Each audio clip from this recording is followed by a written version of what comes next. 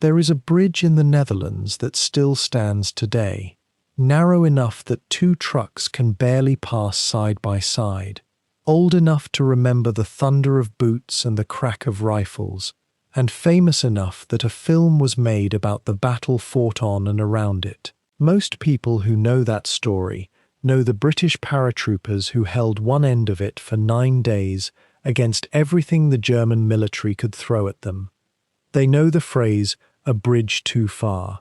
They know the Allied commanders who planned the operation and the men who bled trying to make it work. Far fewer people know the name of the German officer whose division helped stop them. His name was Heinz Harmel, and his story is one of the most complicated, contradictory, and quietly fascinating of the entire Second World War. Tonight, we are going to follow that story from the beginning. From a young man growing up in a Germany that was falling apart, through the ideological machinery that turned a generation of ambitious young men into soldiers of a murderous state, through some of the most brutal fighting of the 20th century on the Eastern Front, through the chaos of Normandy and the catastrophe of Falaise, and finally to those 9 days in September of 1944, when Harmel and his exhausted, reconstituted division stood at Arnhem and helped defeat one of the most daring operations the Allies ever attempted. We are going to follow him all the way to the end, through capture and interrogation, through the courtrooms of the post-war period, and into the long, complicated silence of the decades that followed. Because Harmel's life does not resolve cleanly. It does not offer easy conclusions, and that is precisely why it is worth examining. So if you are settling in for the night, if the lights are low and the world outside has gone quiet, then this is a good story to let wash over you.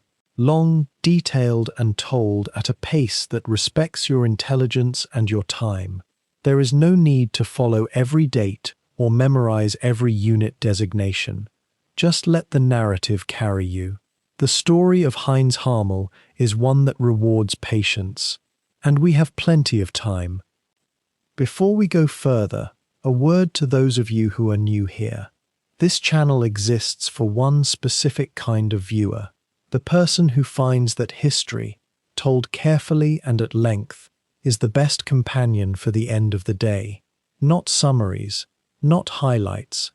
The full story, the full context, the full weight of what it meant for real human beings to live through extraordinary events. If that is you, then you are exactly where you belong. Hit subscribe before you drift off, because there are dozens of these waiting for you, and each one is designed to be the last thing you hear before you fall asleep.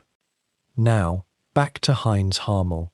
What makes him worth nearly 2 hours of careful attention is not simply that he was skilled. The Second World War produced hundreds of operationally capable commanders on every side. What makes Harmel worth studying is the specific combination of things he represents. The particular intersection of personal talent, institutional loyalty, ideological capture, and historical circumstance that defined his generation of German officers. He was not a fanatic in the mold of the most notorious SS commanders.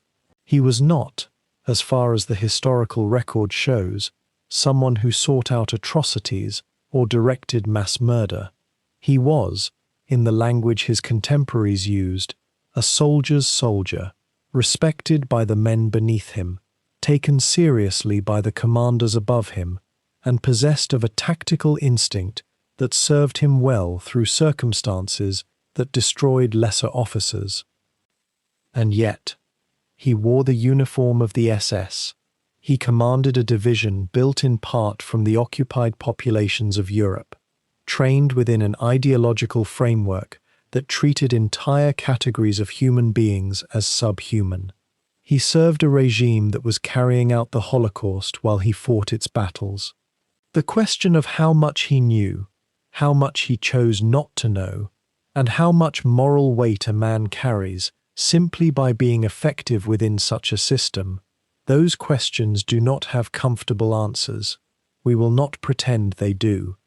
What we will do is look at the evidence clearly and honestly. We will trace the path that took a boy from Halle an der Saale through the wreckage of the Weimar Republic and into the ranks of the SS. We will follow him through the Eastern Front, where the fighting was so savage that units were effectively destroyed and rebuilt multiple times over.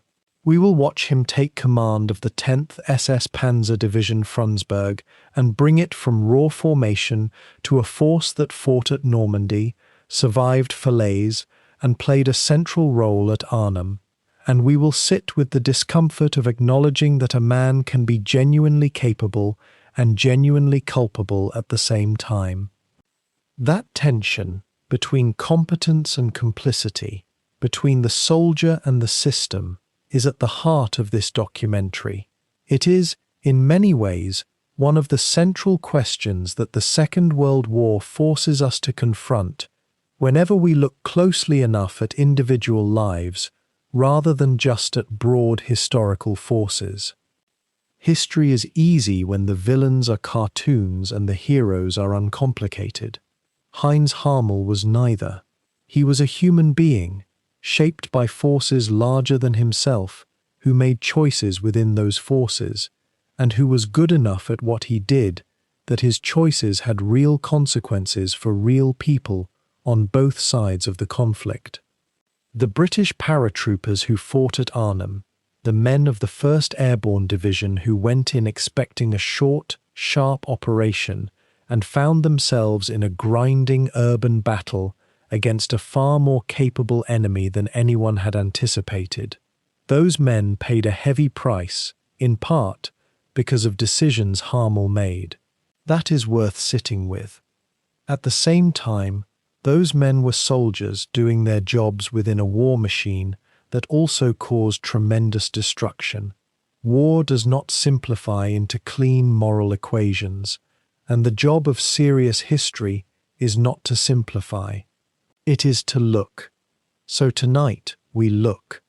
We will begin where all lives begin, not with battles or medals or commands, but with a boy, in a city, in a country that was trying very hard to convince itself that its humiliation could become strength. We will begin in Halle an der Saale, in the years after the First World War, when the streets were full of economic ruin and political violence and the seductive promise that someone, somewhere, had an answer. Heinz Harmel was born into that world. He was shaped by it, and in the end he served it. Let us find out how, and why, and what it cost. Settle in. This is going to take a while, and that is exactly the point. There is a city in the heart of Germany that sits beside a river and knows how to keep its secrets. Halle an der Saale is old in the way that Central European cities are old, not with the self-conscious grandeur of capitals, but with the quieter weight of a place that has simply endured. Churches whose foundations predate the printing press, market squares that have watched soldiers march through in every century, a river that carries everything past and forgets nothing. It was here, in this compact and industrious city, that Heinz Harmel came into the world in the closing years of the 19th century. He arrived into a Germany that still believed in itself, a nation of rising industrial power and imperial confidence, where the future seemed to belong to those willing to reach for it. Nobody in Halle was asking difficult questions about where that confidence might eventually lead. The Germany of Harmel's early childhood was Wilhelmine Germany, structured, hierarchical, proud of its military bearing and its industrial output. For families of modest but respectable standing, the institutions of the state were sources of meaning and identity. Schools instilled order and obedience. The army was not merely a military institution but a social one, conferring status on those who served and shaping how men understood themselves in relation to their nation.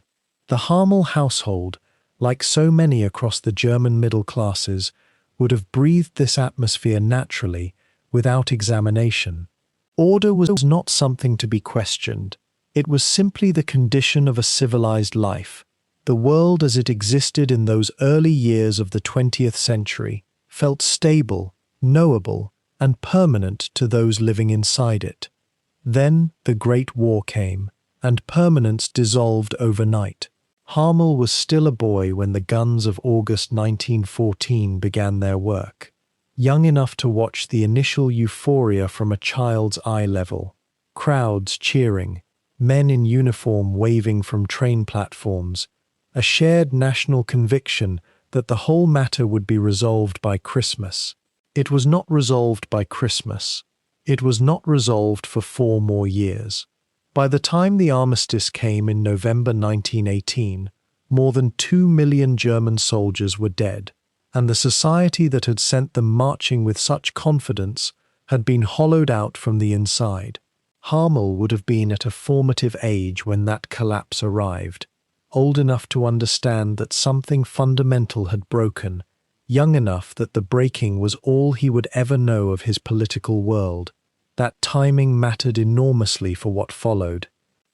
The defeat of 1918 did not arrive in Germany as a clean military conclusion.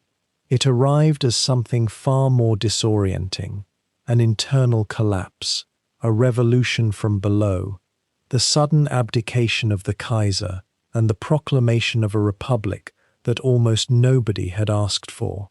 The men who signed the armistice were civilians, not generals. This distinction was not lost on the German right, which quickly constructed the narrative of the so-called stab in the back, the idea that the army had been undefeated in the field and betrayed by weakness at home. It was a lie, but it was a lie with extraordinary power, because it offered an explanation that preserved military honor and directed blame outward, toward socialists, toward internationalists, toward Jews. For young men like Harmel, growing up in its shadow, this mythology provided a framework through which defeat could be understood without being accepted. The Weimar Republic that replaced the old empire was a genuinely ambitious experiment in democratic governance, and it is worth acknowledging that before describing what followed.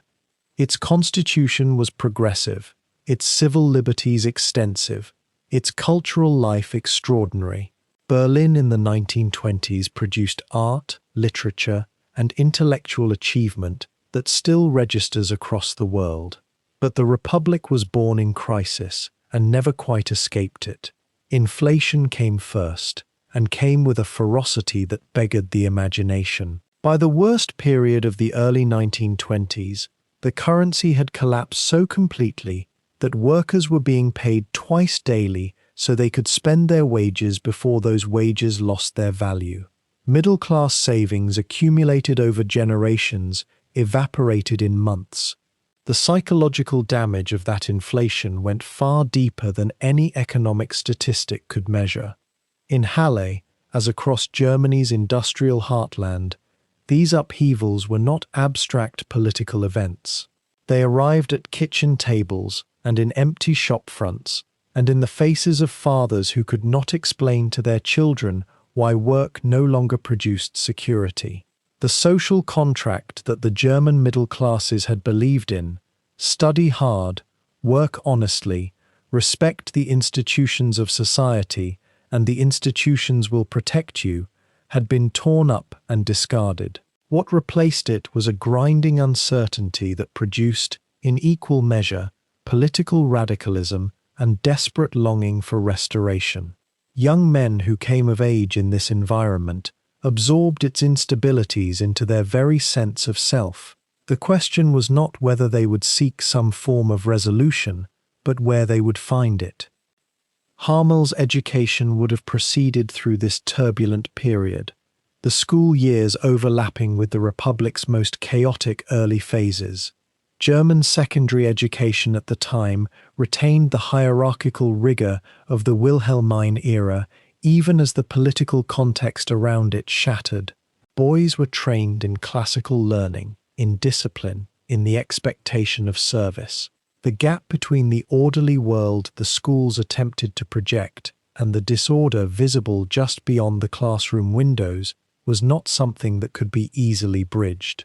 For a generation of young men, that gap produced a particular kind of psychological hunger, for something coherent, for something that made sense of the chaos, for a movement or an idea or an institution that could offer what the Republic conspicuously failed to provide. That hunger was not unique to Germany, but in Germany it found uniquely well-organized and ruthless suppliers. The years between 1923 and 1929 offered a brief and deceptive respite. American loans stabilized the currency, the worst of the street violence receded, and something resembling normality returned to German economic life. But the stabilization was shallow-rooted, dependent on external credit, built on a foundation that could not withstand a serious shock. When the Wall Street crash of 1929 sent tremors through the global economy, Germany was uniquely vulnerable. Unemployment rose with terrifying speed. By the early 1930s, millions of German workers had no income. The streets filled again with the politics of desperation, competing visions of national salvation, shouted from platforms, enforced with fists, fought over in alleys and beer halls. The Weimar Republic, already weakened, began to come apart. Into this environment came the National Socialists, and they came not as an alien intrusion, but as something that felt, to many Germans, like a response to genuinely felt grievances. Their promises were sweeping and contradictory and almost entirely dishonest, but they were delivered with a conviction and a theatrical force that the tired parliamentary parties could not match. They offered community to the isolated, purpose to the purposeless, and above all they offered the restoration of something that had been lost: national pride, national power, the sense that Germany's humiliation was not permanent, but merely a pause before renewal. For young men who had grown up knowing nothing but crisis, the appeal was visceral and direct. It promised an end to the long waiting. Harmel was in his early 20s when the Republic entered its death spiral. The social pressures bearing down on young men of his background and generation were not subtle. Peer networks, local politics, the simple gravitational pull of belonging all pointed in particular directions. Germany in those years was a society in which private decisions were rarely made in purely private space. The collapse of civil institutions meant that every association, every affiliation, every uniform carried ideological weight. Choosing to stand apart required a clarity of moral vision that most young men of any era, anywhere, would struggle to sustain against the current of everything around them. This is not offered as excuse, it is offered as context, because the forces at work were real and they were powerful, and understanding them is the only way to understand what came after. By the time Adolf Hitler was appointed Chancellor in January 1933, the Republic was already finished in everything but formal name. The institutions that might have stopped what followed had been systematically weakened, intimidated, or subverted. The streets belonged to organized violence. Democratic politics had failed, not because democracy was impossible in Germany, but because its enemies had been more patient, more ruthless, and more willing to exploit the Republic's genuine weaknesses than its defenders had been willing to protect its genuine strengths. For Harmel, and for hundreds of thousands of young German men like him, the arrival of the new order felt less like a catastrophe than like a resolution. The long years of instability, the humiliation, the uncertainty, all of it had built towards something, and at last that something had arrived.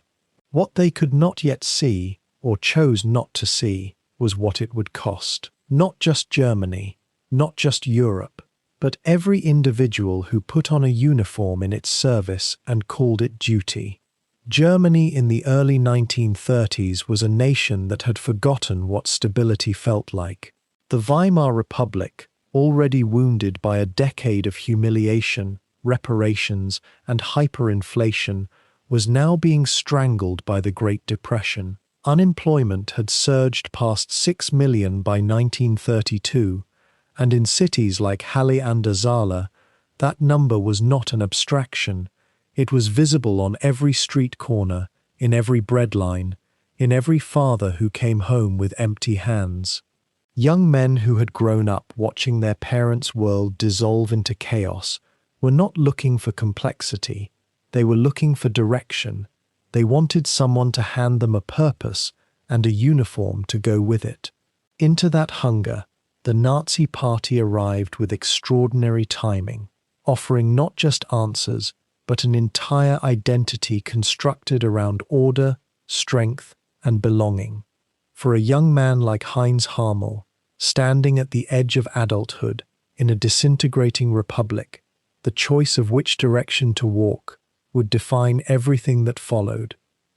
The Schutzstaffel, the SS, had begun its existence as little more than a personal bodyguard unit for Adolf Hitler, a handful of loyal men whose function was protection rather than power. But under the leadership of Heinrich Himmler, who took control of the organization in 1929, it had begun its transformation into something far more ambitious.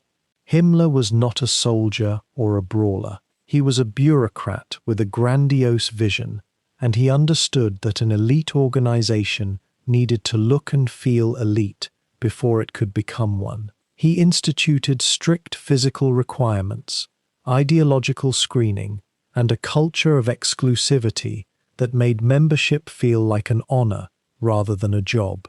The black uniform, immaculate, severe, deliberately theatrical, was central to this identity. It was not designed to blend in.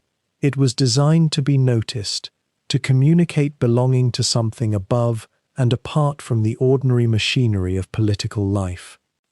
For ambitious young men without inherited wealth or aristocratic connections, the SS offered something that peacetime Germany had almost ceased to provide: a meritocratic ladder with visible rungs. You did not need a family name or a university degree to rise. What you needed was physical fitness, ideological commitment, and the willingness to subordinate yourself completely to the organization's culture. In exchange, the SS provided housing, wages, meals, comradeship, and the intoxicating sense that you were not just surviving the crisis, but standing against it. The organization held itself apart from the ordinary SA, the brown shirts, whose street violence had an uncontrolled, thuggish quality that some men found distasteful. The SS cultivated a different image: disciplined, precise, chosen. That distinction mattered deeply to men who wanted to feel exceptional rather than merely enlisted. Harmel joined the SS in the early years of the 1930s, as the Nazi Party completed its seizure of political authority. The exact circumstances of his recruitment are consistent with the patterns of his generation. A young man from a provincial German city, shaped by the failures of the Republic, drawn toward an organization that offered structure and identity. The initial process was more thorough than most paramilitary organizations of the era. Prospective members were assessed for physical stature, checked for what the SS called racial purity, and evaluated for ideological alignment. The screening was not merely bureaucratic, it was theatrical. The message it sent to every accepted applicant was deliberate and carefully engineered. You have been selected. You are not like everyone else, and that distinction comes with obligations. Harmel, by all accounts, met those requirements without difficulty, and he stepped across a threshold from which there would be no casual return. The indoctrination that followed entry into the SS was not crude. It was systematic and layered. designed to reshape not just a man's political beliefs, but his entire sense of self. Lectures and reading materials framed German history as a story of betrayal and revival, positioning the SS as the vanguard of a national restoration. Physical training was relentless, building the kind of shared suffering that bonds men together more effectively than ideology alone. The culture of the organization reinforced a specific hierarchy of loyalty, to the SS above the state above the individual, and to the Führer above everything. Personal conscience was not explicitly forbidden, but it was systematically devalued. What replaced it was institutional identity, a sense that the organization's judgment superseded one's own. This was not unique to the SS. It is a feature of any institution that requires unconditional loyalty. But the SS applied it with unusual intensity and sophistication. What made the process particularly effective was that it offered genuine rewards alongside its demands. The comradeship within SS units was real, not manufactured. Men who trained together, ate together, and stood watch together developed bonds that civilian life had never provided with such clarity or depth. For young men whose formative years had been spent watching adult institutions fail, banks, governments, democratic parties, the SS offered a model of institutional competence that felt almost miraculous by contrast. Things worked, orders were followed, standards were enforced. The organization rewarded performance and punished failure in ways that felt comprehensible and fair by the only standard that mattered inside its walls. That internal coherence was genuinely appealing, and it was not a lie. The lie was everything the organization was built to serve. Harmel's early service placed him within this machinery at precisely the moment it was growing fastest. Following Hitler's appointment as Chancellor in January 1933, the SS underwent a rapid expansion as its political usefulness skyrocketed. The organization took on new functions, administering the concentration camp system, managing internal security, providing ceremonial muscle for state occasions, and each new function required more men, more officers, more infrastructure. For a young, capable, ideologically committed man inside the SS at this moment, advancement was not just possible, it was almost automatic for those who performed and conformed. The organization was building its hierarchy in real time, and the men who got in early and performed well found themselves ascending into positions of genuine authority with remarkable speed. The early years also provided Harmel with something that would matter enormously later: exposure to the organizational culture that governed SS operations. This was not simply a set of political beliefs or military drills. It was a complete institutional world with its own language, its own ceremonies, its own internal mythology, and its own understanding of what a man was supposed to be. Officers were expected to be physically imposing, emotionally controlled, ideologically dependable, and personally loyal to those above them, while commanding absolute loyalty from those below. It was a model of leadership that blended military tradition with something altogether more modern and more totalitarian, the complete fusion of the individual into the institution. Harmel absorbed this culture thoroughly, and it shaped him in ways that would be visible decades later in the precision and discipline of his operational command. By the mid-1930s, the SS was no longer simply a paramilitary formation. It had become the institutional spine of the Nazi state, responsible for surveillance, repression, racial policy, and an ever-expanding apparatus of control. For a man serving within it, this created a particular kind of moral geography, one in which the organization's actions were framed not as crimes but as necessary measures, carried out by professionals in service of a national mission. The language used inside the SS carefully avoided acknowledging the human cost of what it was doing. Everything was processed through euphemism and bureaucratic distance. For men who had never been taught to question the institution's judgment, this framing was sufficiently complete to prevent the kind of individual reckoning that genuine moral clarity would have demanded. It was a closed system, and it was designed to remain closed. What the SS offered Harmel and men like him was not simply a career, but a complete answer to the question of what a life was for. That is an extraordinarily powerful thing to offer a young man in a collapsing society, and it is one of the reasons the organization was able to attract capable, intelligent individuals who might, in different circumstances, have built entirely different lives. The appeal was not simply ideology, though ideology played its role. It was the appeal of purpose, of belonging, of mastery over a coherent set of skills in service of a cause that felt enormous and real. The fact that the cause was built on racial hatred and political terror was something the organization worked very hard to obscure from the men it was recruiting, and for many of those men, the obscuring worked. By the late 1930s, Harmel had been shaped by the SS far more than he had shaped it. He had internalized its standards, absorbed its culture, and built his identity within its framework to a degree that made the organization and the man almost inseparable. What had begun as a choice, even if a choice made under profound social pressure, had become a condition. He was an SS officer, and that was not merely a rank or a uniform.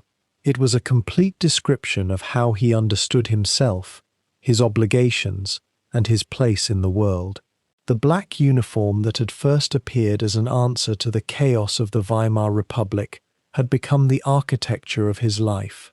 Everything that followed, the Eastern Front, the command of a division, the bridge at Arnhem, the final surrender, would flow from the decisions made in those early years when a young man from Halle chose to walk toward the black column and step inside.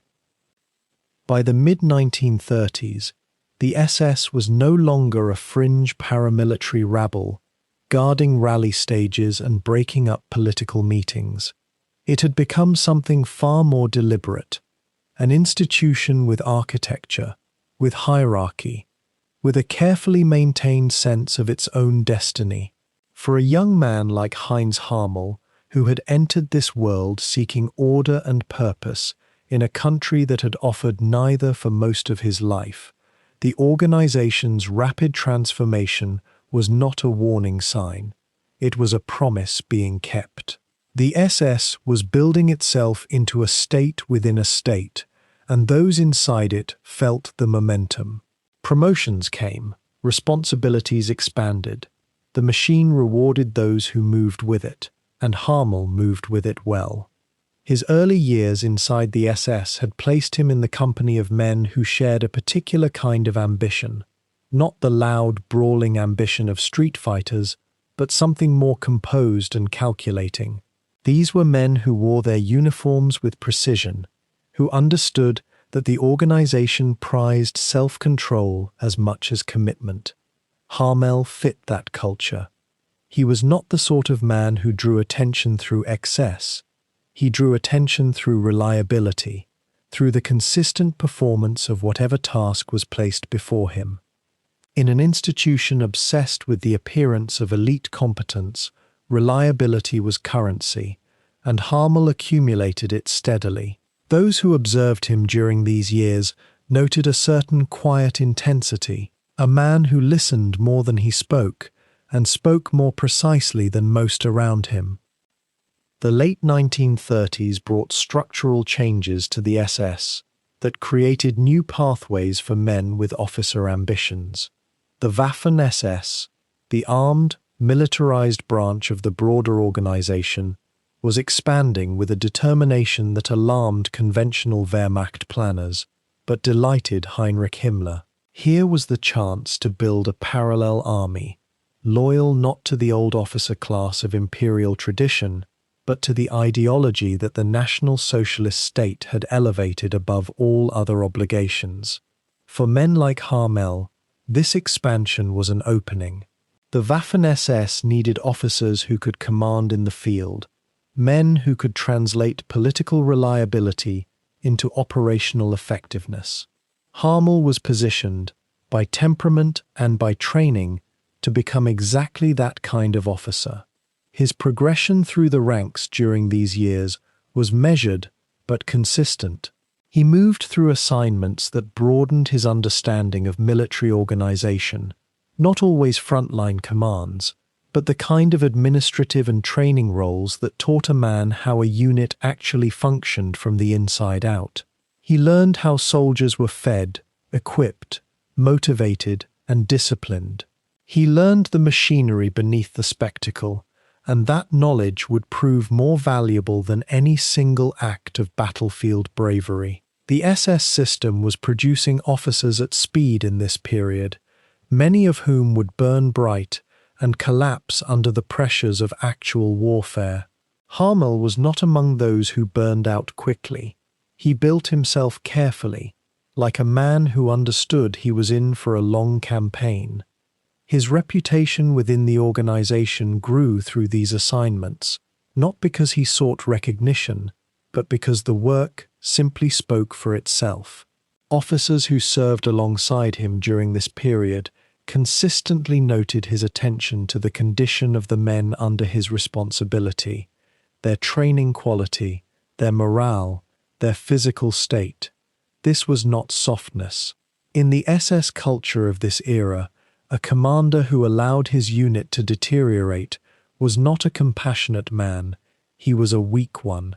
But a commander who kept his men sharp and capable without breaking them unnecessarily, that man was useful.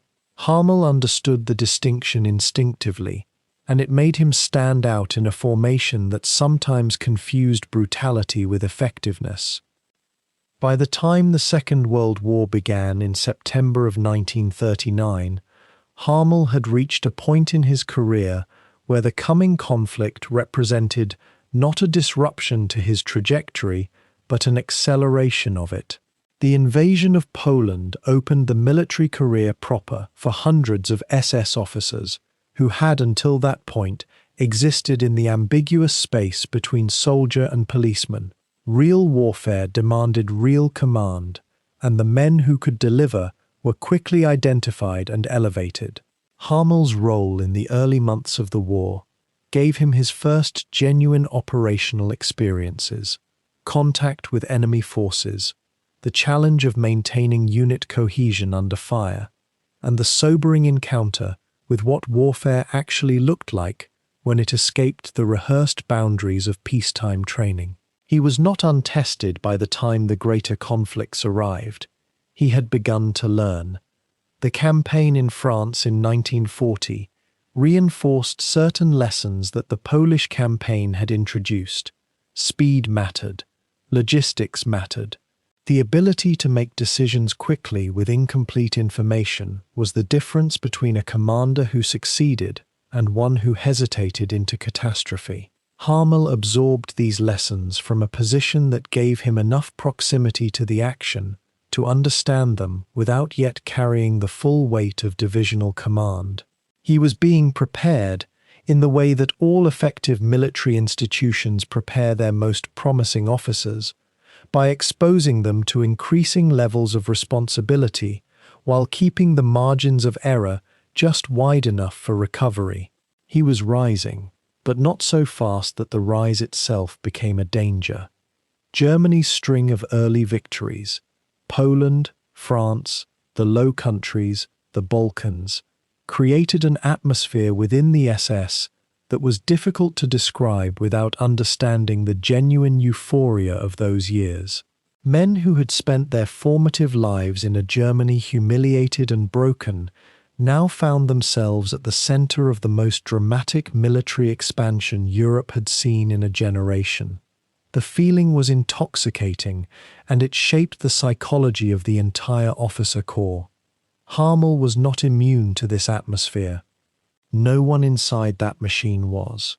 The victories seemed to confirm everything the ideology had promised, that will and racial conviction could overcome the material advantages of larger nations.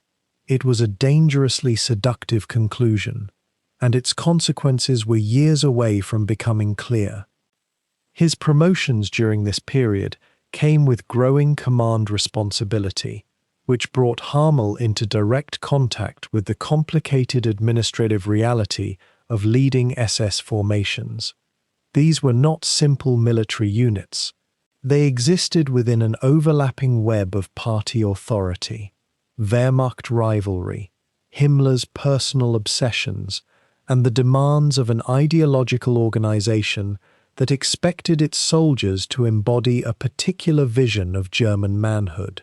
Navigating this landscape required a kind of political intelligence alongside the military kind.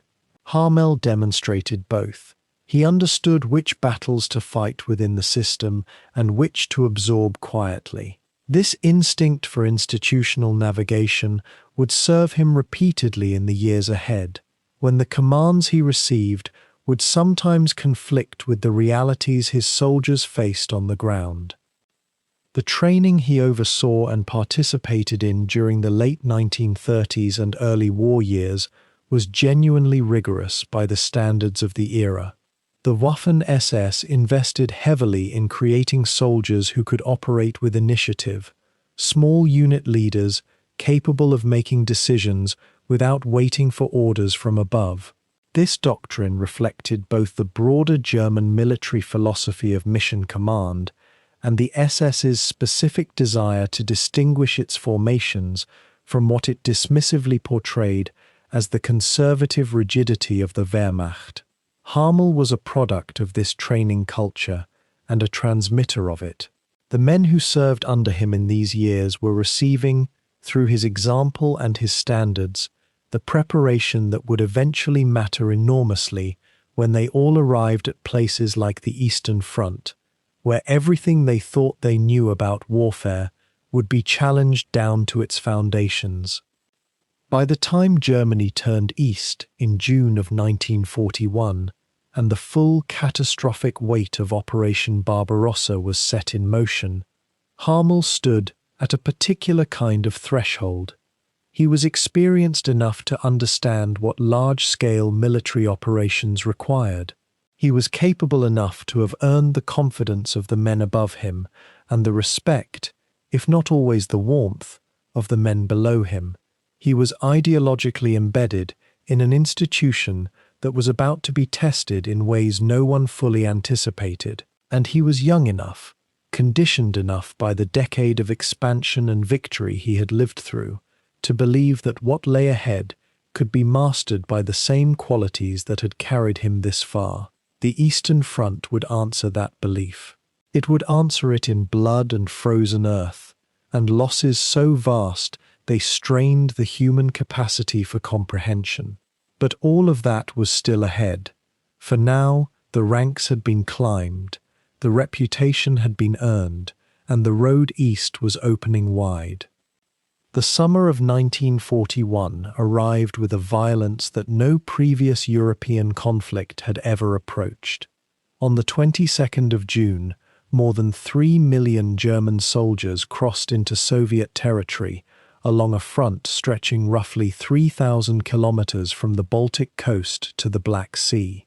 It was the largest military operation in recorded history, a war of annihilation, conceived not merely as a military campaign, but as an ideological crusade to destroy what the Nazi leadership called Jewish Bolshevism, and to seize the fertile lands of the East for German settlement. The men who crossed that border did so with the confidence of a force that had swept through Poland, France, the Low Countries, and the Balkans in under 2 years. They carried with them the assumption that this too would be swift. Most German military planners believed the Soviet Union would collapse within 12 weeks. What waited for them beyond that border would consume millions of lives and ultimately determine the outcome of the entire war. Heinz Harmel crossed into the Soviet Union as part of that initial wave, carrying the rank and the experience he had accumulated through the preceding years of service. He was not yet a commander at the divisional level. That elevation would come later, and through suffering earned on this very ground. In the summer of 1941, he was still a man ascending, an officer whose abilities had been recognized within the SS structure, but not yet fully tested against an enemy capable of absorbing catastrophic punishment and continuing to fight. The Eastern Front would change that. It would change everything. The speed of the initial advance was genuinely staggering. Hundreds of kilometers of Soviet territory overrun within the first weeks. Entire Soviet armies encircled and captured in operations that seemed to confirm every German assumption about rapid victory. Harmel moved with units that rolled forward through dust and heat, through burning villages and roads clogged with retreating Soviet columns, through a landscape that seemed to dissolve before them. The early successes were real, and they were enormous.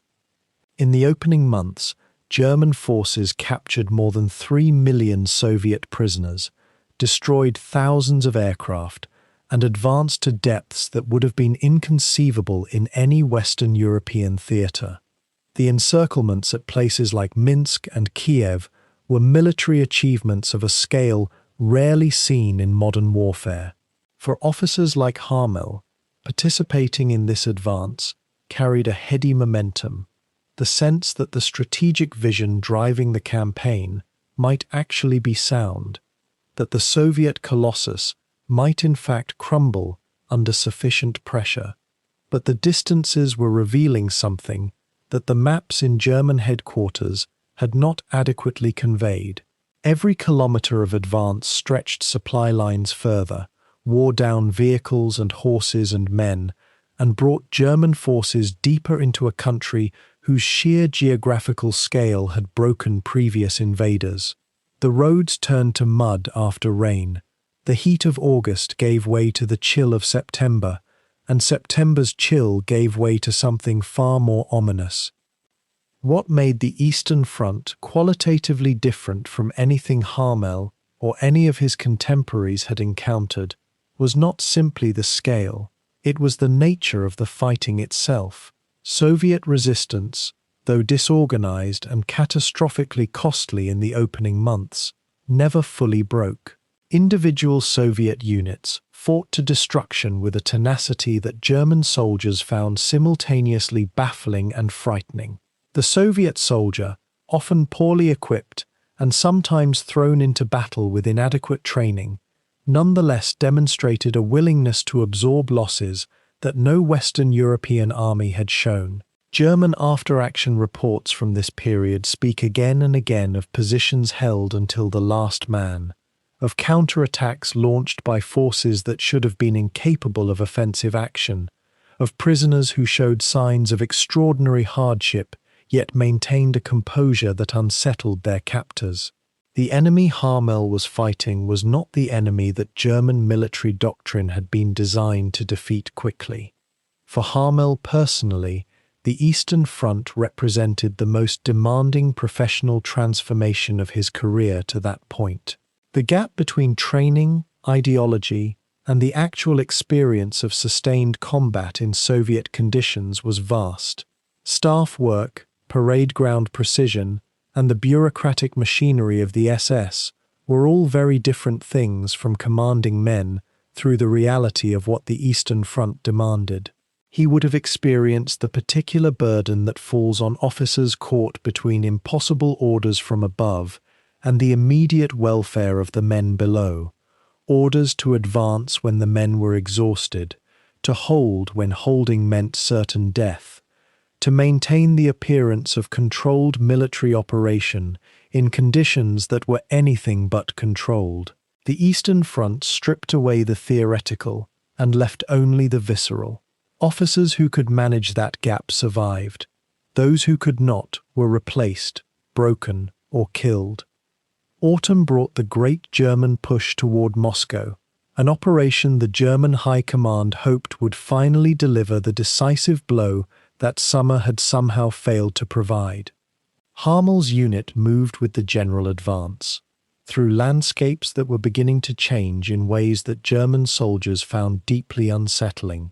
The trees were bare, the temperatures were dropping, the mud that had slowed the advance in October froze in November, which initially seemed helpful, until the cold itself became the enemy.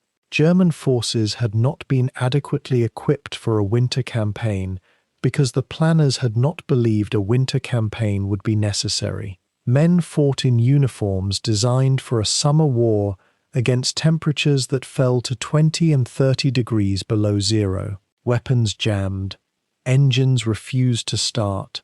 Frostbite claimed fingers, toes, and ears with the same indifferent efficiency as Soviet bullets. The German advance on Moscow stalled within sight of the capital's outer defences in early December of 1941. Then, on the 5th and 6th of December, the Soviet Union launched a massive winter counteroffensive that drove German forces back from the Moscow approaches in the first significant German strategic reversal of the entire war. For the men who had swept through Europe seemingly unstoppable, this was a psychological rupture as much as a military one. The assumption of inevitable German victory, which had been a genuine psychological resource throughout the earlier campaigns, was fractured. What replaced it in many officers was something more durable, if grimmer, a determination to continue not out of confidence in ultimate triumph, but out of professional obligation and the inability to conceive of any alternative. Harmel belonged to a generation of officers for whom surrender of professional duty was simply not an available option, whatever their private assessments of the situation.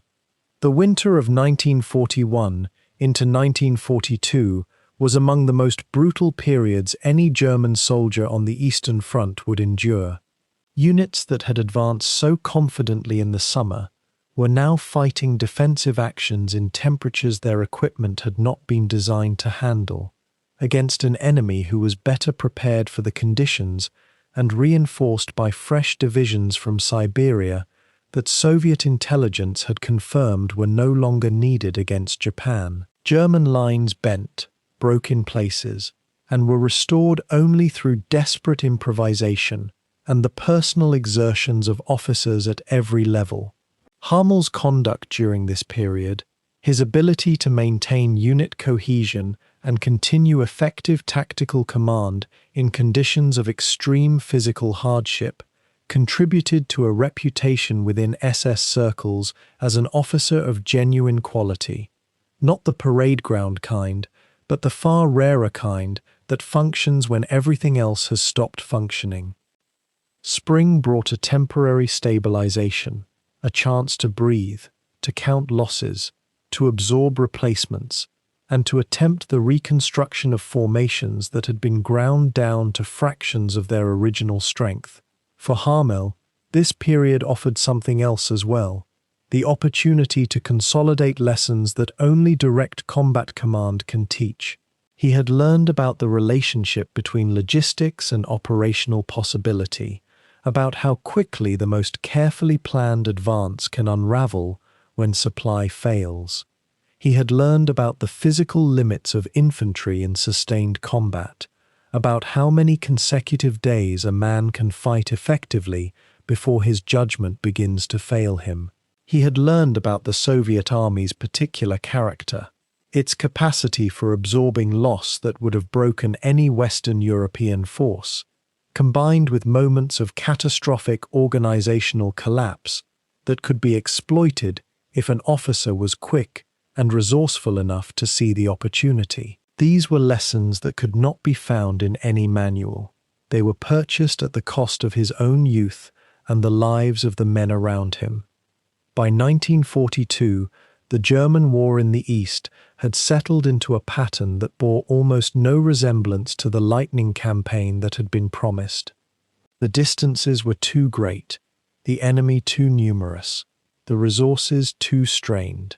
A second major offensive in the summer of 1942 drove toward the Caucasus and the Volga, reaching into the oil-producing regions that German strategy had identified as essential to sustaining the Soviet war effort. Stalingrad, the city on the Volga that would become the most famous single name of the entire war, was pulled into this offensive almost incidentally, its symbolic importance to both sides elevating what might have been a tactical engagement into a grinding urban battle that consumed German strength at a rate the Wehrmacht could not sustain.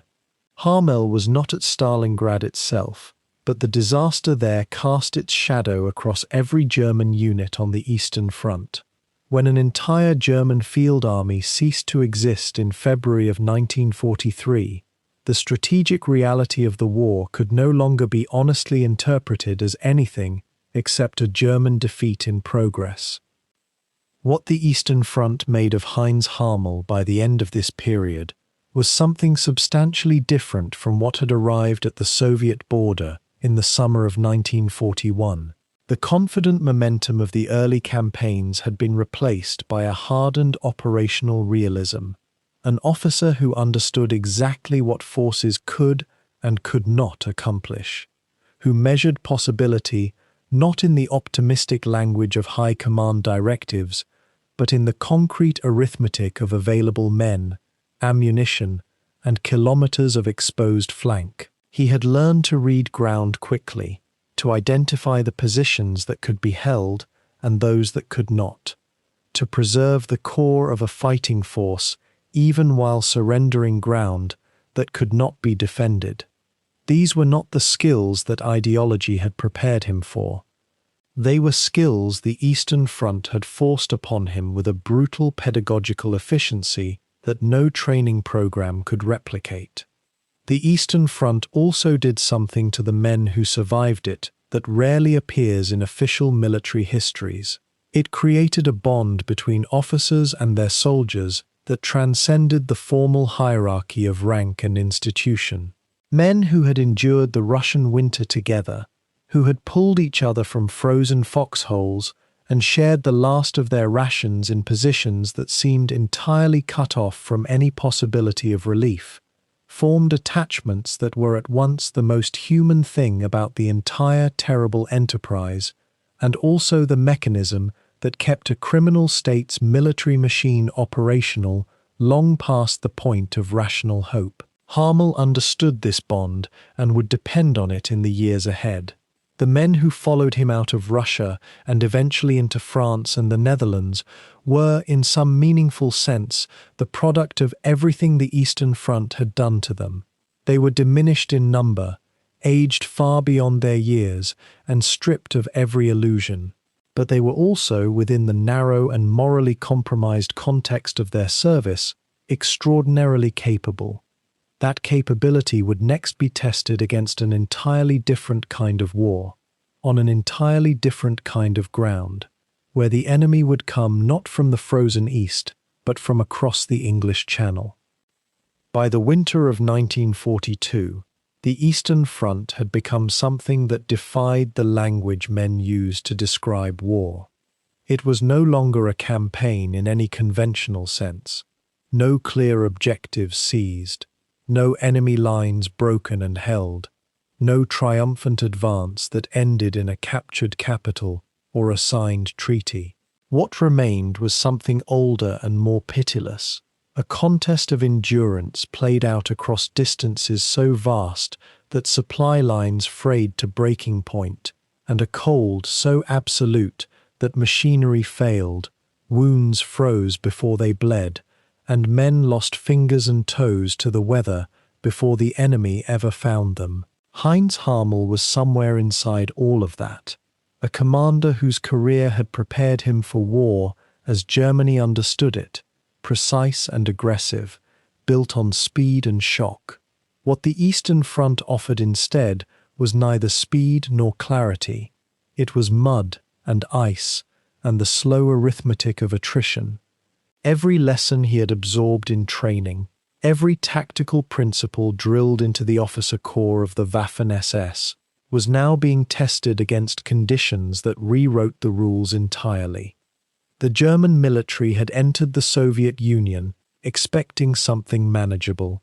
Even after the brutal awakening of the previous winter, the campaigns of 1942 still carried within them a residual assumption that momentum could be recovered, that the right thrust in the right direction would bring the decisive blow the previous year had promised and failed to deliver. Operation Blue, the summer offensive pushing south toward the Caucasus oil fields and the city on the Volga, seemed at first to confirm that optimism. Enormous distances were covered. Soviet units fell back or were encircled.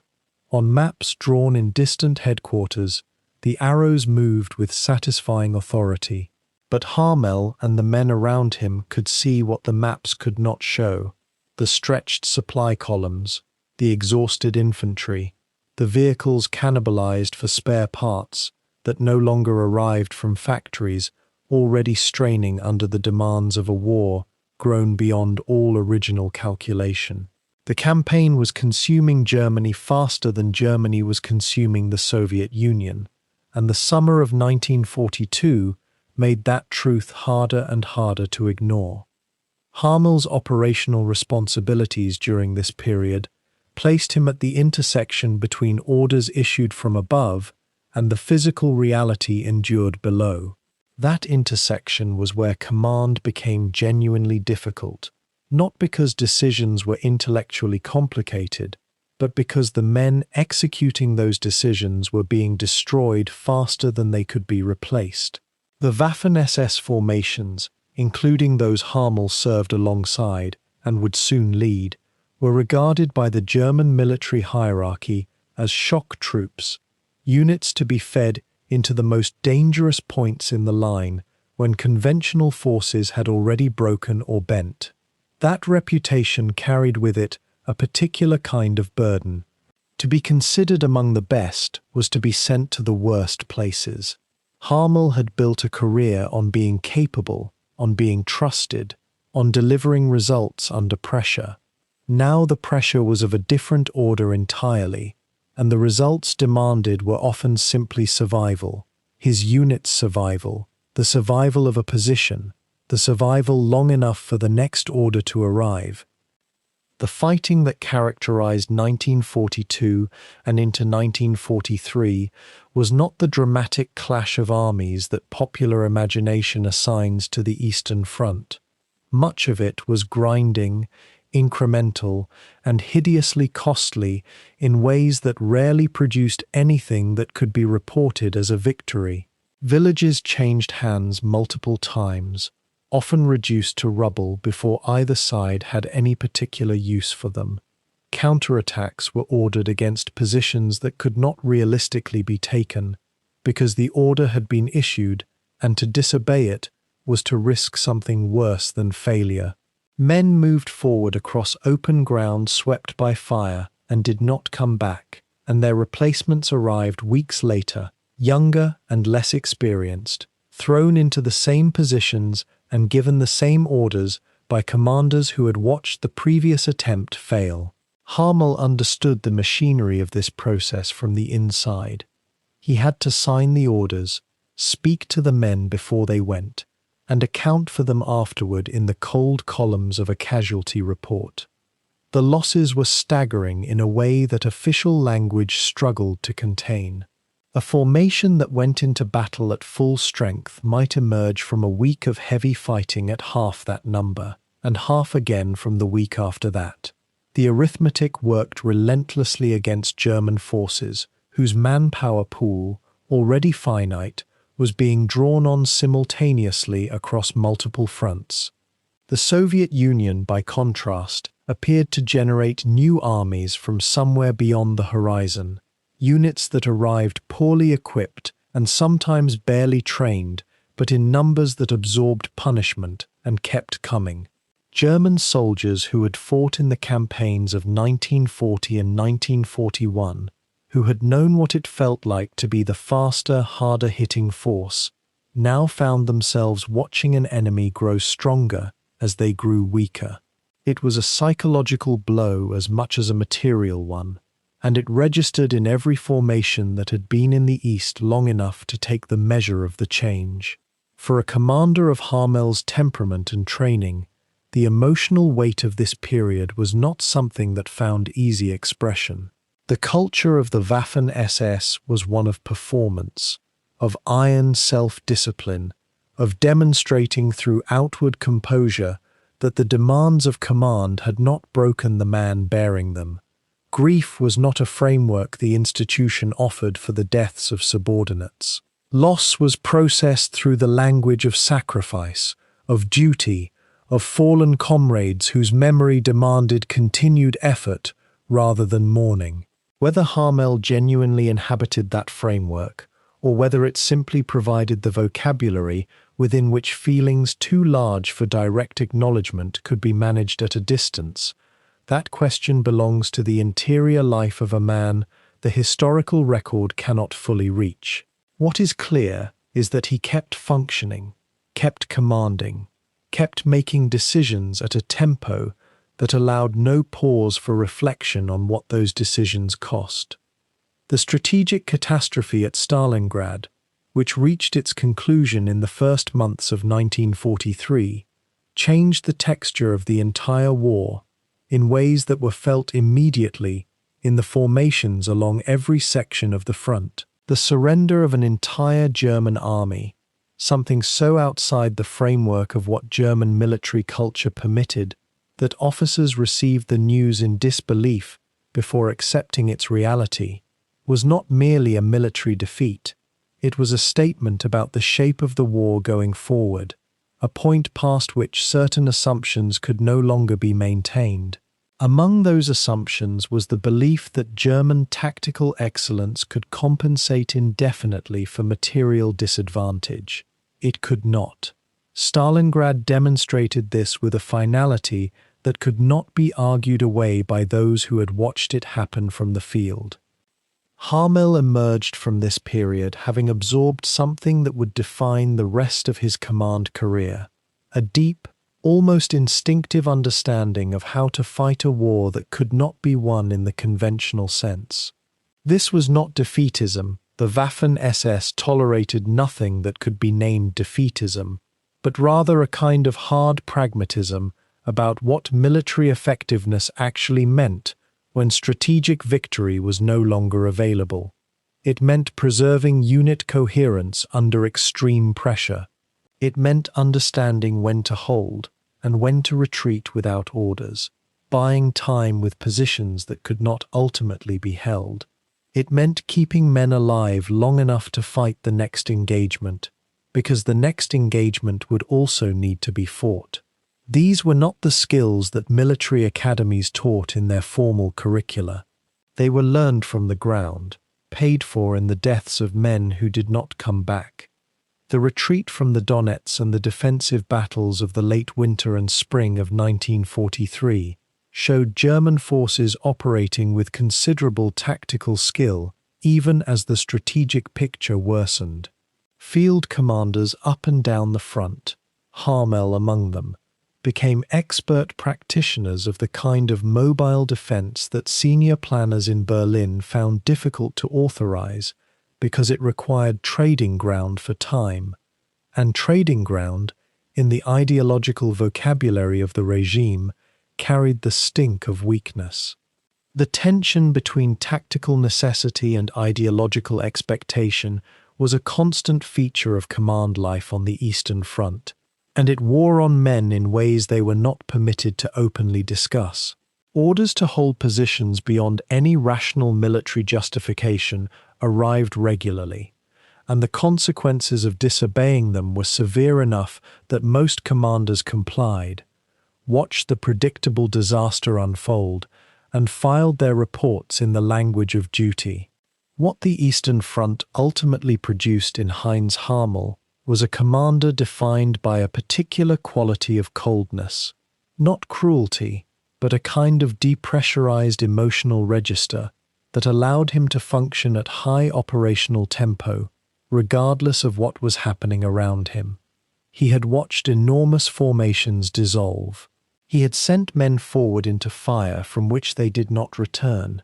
He had received orders he knew to be wrong, and executed them because the alternative was worse.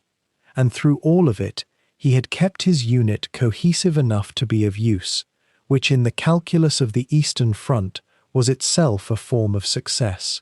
The army he served was losing a war it had started against an enemy it had catastrophically underestimated. But within that losing enterprise, there were men who performed their narrow function with terrible efficiency. Harmel was one of them. The Eastern Front had finished the work that training had begun, and what emerged was something the Waffen-SS prized above almost any other quality: a soldier who could not be broken by what he saw. By the time the campaigns of early 1943 drew toward their long, exhausted close, with both sides consolidating positions for the next round of fighting that summer would bring, Harmel carried with him a record of operational command that had attracted attention from the SS leadership in Berlin. The losses he had endured, the ground he had held and lost and held again, the unit cohesion he had maintained through circumstances that destroyed lesser formations, all of it had been observed and evaluated by the machinery of an institution that rewarded exactly this kind of performance. Somewhere in the bureaucratic apparatus of the SS, a decision was being considered. The new divisions being formed in the West would need commanders, men who had been tested in the East and found to be adequate to the very worst that modern warfare could produce. Harmel's name was among those being weighed. The Eastern Front had broken a great many things in him and around him. What it had not broken was his usefulness to the state that had sent him there. By 1943, the war that Germany had begun with such terrifying momentum had begun to grind against something it could not simply overrun. The Eastern Front had swallowed divisions whole. Stalingrad had fallen in February of that year, and with it went the illusion that the Wehrmacht was an unstoppable machine pressing toward inevitable victory. Back in the occupied territories of France and the Low Countries, in training depots and garrison towns, the SS High Command was doing what institutions under pressure always do. It was expanding, reorganizing, and building new formations to replace what the East had consumed. It was in this atmosphere of controlled urgency, of bureaucratic determination masking genuine fear, that a new division was being assembled. It would be called the 10th SS Panzer Division Frundsberg, named after a German mercenary commander of the 16th century, a choice that spoke to the SS tendency to reach back into history for the prestige it had not yet earned. And to lead this formation from its earliest days, the High Command chose Heinz Harmel. Harmel's appointment was not a surprise to those who had watched his career through the mud and blood of the Eastern Front. He had proven himself in ways that the SS valued above almost everything else: the ability to hold ground when ground was what everyone else was losing, and the ability to move men forward when every instinct said to stop. These were qualities that had been tested in the crucible of Russia, refined through seasons of brutal fighting, and confirmed by the accumulated judgment of officers and men who had stood beside him in the worst of it. But commanding a division was something fundamentally different from commanding a regiment or a battle group. A division was an ecosystem: artillery, armor, infantry, engineers, signals, logistics, medical, all of it woven together into something that had to breathe and move and fight as a single organism. To take one of these formations from nothing and build it into something capable of combat was among the most demanding tasks the war could offer a military officer. The raw material from which Frundsberg was being constructed was deeply uneven. On one end of the spectrum were the veterans, men who had served on the Eastern Front, who had absorbed its lessons through sheer survival, and who carried in their bearing a kind of compressed experience that no training exercise could replicate. These men knew what a Soviet counterattack looked like in the dark. They knew how to read the sound of incoming fire and how to keep moving when everything in the body said to go to ground. They were invaluable, but they were also relatively few because the Eastern Front had not been generous in returning men who were still whole.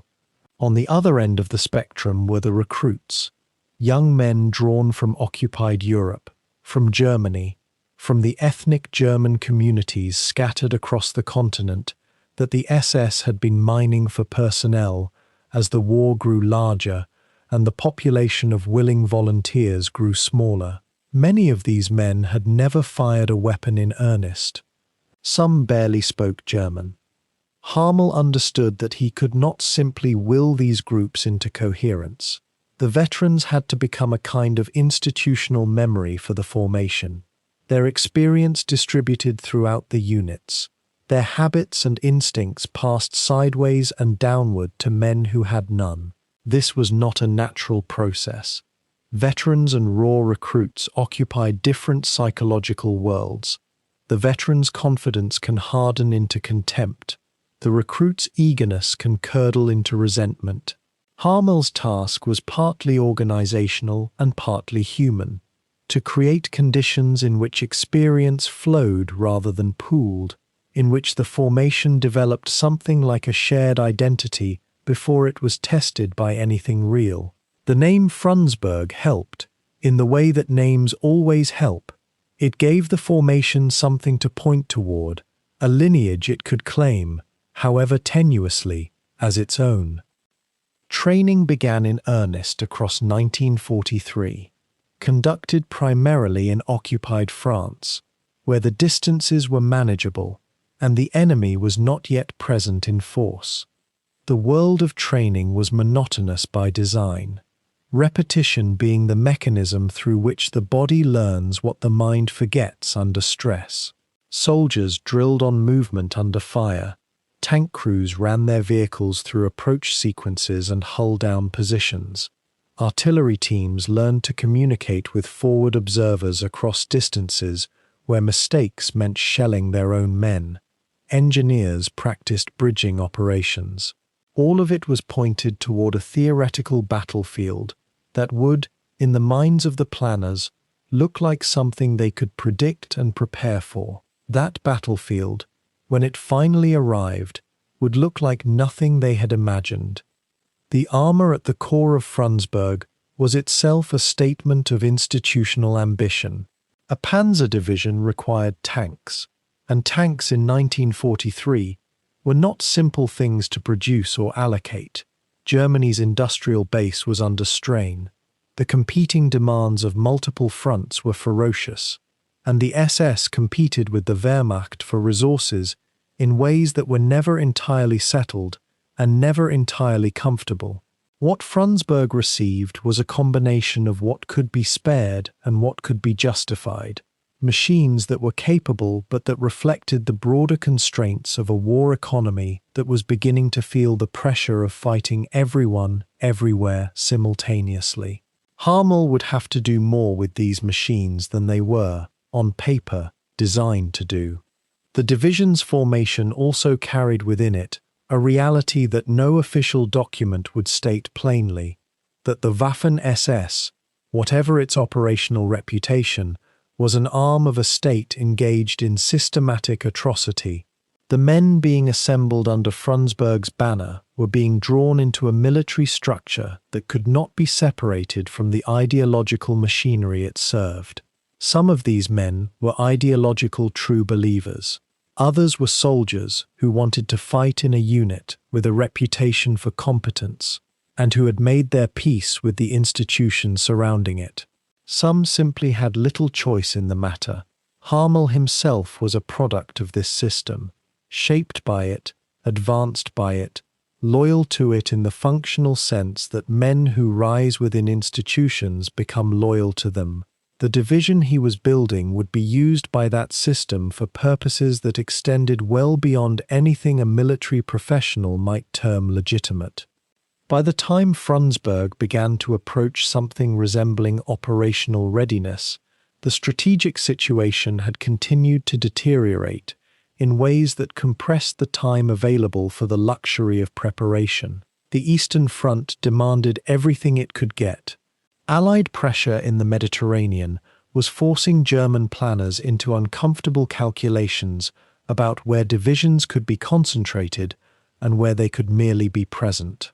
The training schedule that Harmel had been working against was not a fixed horizon, it was a moving one, and it was moving toward him faster than anyone had planned. There was always more to teach, always more to integrate, always another deficiency in signals coordination or tank infantry cooperation that a few more weeks might have addressed. Those weeks were not coming. When elements of Frundsberg were moved toward deployment in early 1944, the division was not finished. It was functional, which is a different and lesser thing. The veterans were distributed, the recruits had passed through enough training to respond to orders under pressure, the equipment was loaded, and the logistics chains were theoretically intact. But the organic confidence that comes only from sustained shared experience, the thing that makes a unit feel its own weight in a crisis, that was still developing. It would have to develop under fire, in the only school that the war recognized as legitimate. This was not unusual for 1943 and 1944. Most of the formations fielded by any army in that war were assembled under time pressure, and most of them found out what they were made of only when the finding out could not be postponed. Harmel moved through the formation in those months with the deliberateness of a man who understood that what he built now would determine what survived later. He visited units, talked to junior officers, made himself visible in the way that commanders who understand morale understand visibility. He was not interested in theatre. He had seen enough of the war to know that performance without substance was worse than useless. What he wanted was competence at every level, the kind of granular, distributed competence that means a platoon sergeant makes the right call when the radio is out and the officer is down and the map is wrong. He pushed for this. He pushed hard for this, because the war had taught him that the only currency that mattered was what a formation could do at 2 a.m. when everything had gone wrong and no one was watching. The division's name, Frundsberg, would travel with these men across France, into Normandy, through the collapsing German lines at Falaise, and eventually to a bridge over the Rhine at Arnhem, where history would pause and take notice. But in 1943, none of that had happened yet. There was only the training ground, the organizational charts, the shortfalls in equipment, and the surpluses of uncertainty. There was a commander who knew what combat demanded, and a formation that was still learning what it was. Between those two facts, in the gap that separated institutional intention from operational reality, something was being built. Whether it would be enough for what was coming, that was a question that only the battlefield could answer, and the battlefield was already preparing its reply. On the morning of the 6th of June 1944, Heinz Harmel was not at the coast. He was in his command post in northeastern France, receiving reports that filtered in with increasing urgency as the day wore on. The news was apocalyptic in its proportions. The Allies had landed in Normandy with overwhelming force. Not a raid, not a probe, an invasion. The largest amphibious assault in human history was unfolding on the beaches that German commanders had spent years fortifying but could never adequately defend. For Harmel, a man who had already spent 3 years on the blood-soaked fields of the Eastern Front, this moment represented something entirely different. Not the grinding attrition of Soviet defense in depth, but the sudden arrival of an enemy that could strike from the sea with complete air superiority and seemingly unlimited material resources. The 10th SS Panzer Division Frundsberg, his command, had only recently been brought to full strength. It had not yet faced battle as a complete unit. Now, almost immediately after its formation, it would be tested against the Allies. The speed of events was disorienting. German high command descended into controlled chaos as commands and countercommands were issued through the hierarchy. Initially, German commanders clung to hope that the landings might be contained, that the Allies might be thrown back into the sea. But this hope was a luxury born from distance and desperation, rather than from any realistic assessment of the forces at play. Harmel understood immediately that the situation was grave. He had seen what happened when the Luftwaffe lost air superiority on the Eastern Front. He had witnessed the devastation that overwhelming enemy air power could inflict on ground forces with nowhere to hide. Now that nightmare was coming to the West, and he would face it not as a staff officer advising from relative safety, but as a divisional commander responsible for thousands of men. The orders came through to move the Frundsberg division westward toward the beachhead. The division was to be committed immediately, thrown into the fight to help contain the American and British forces pouring ashore. There was no time for careful planning or tactical deliberation. The enemy was advancing inland, and every hour that passed meant consolidating their position and bringing more men and material ashore. Harmel issued his own orders to his unit commanders. The Frundsberg division began its journey to Normandy, and that journey itself became a torment. The roads toward the invasion zone were choked with military traffic. Other panzer divisions moving forward, supply columns, artillery units, the entire German military apparatus attempting to mass forces against the landing. But the sky belonged entirely to the Allies. The Luftwaffe was nowhere to be seen. Instead, the roads were dominated by a constant menace. Allied fighter bombers, Spitfires and Typhoons, and American Mustangs, hunting anything that moved on the roads toward the invasion front. What should have been a straightforward march became an exercise in survival and strategic planning conducted while under fire. Harmel and his division staff had to calculate routes that might offer some concealment from air attack, timing movements to match periods when air activity seemed to diminish, attempting to disperse units so that a single air attack would not cripple the entire division.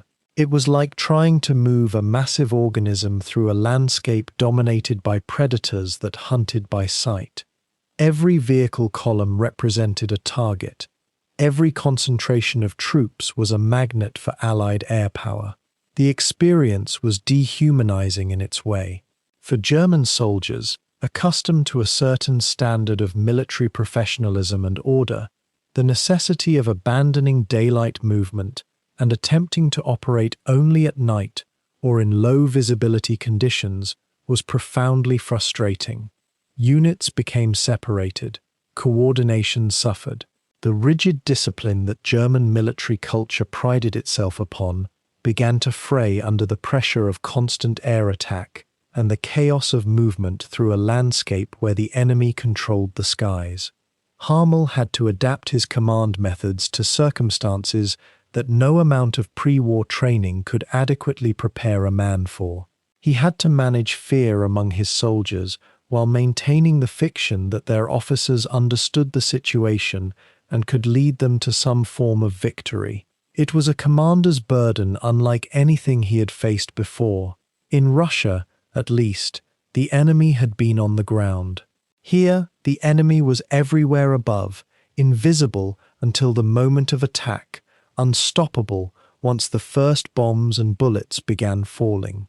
The roads themselves became a world of German military suffering.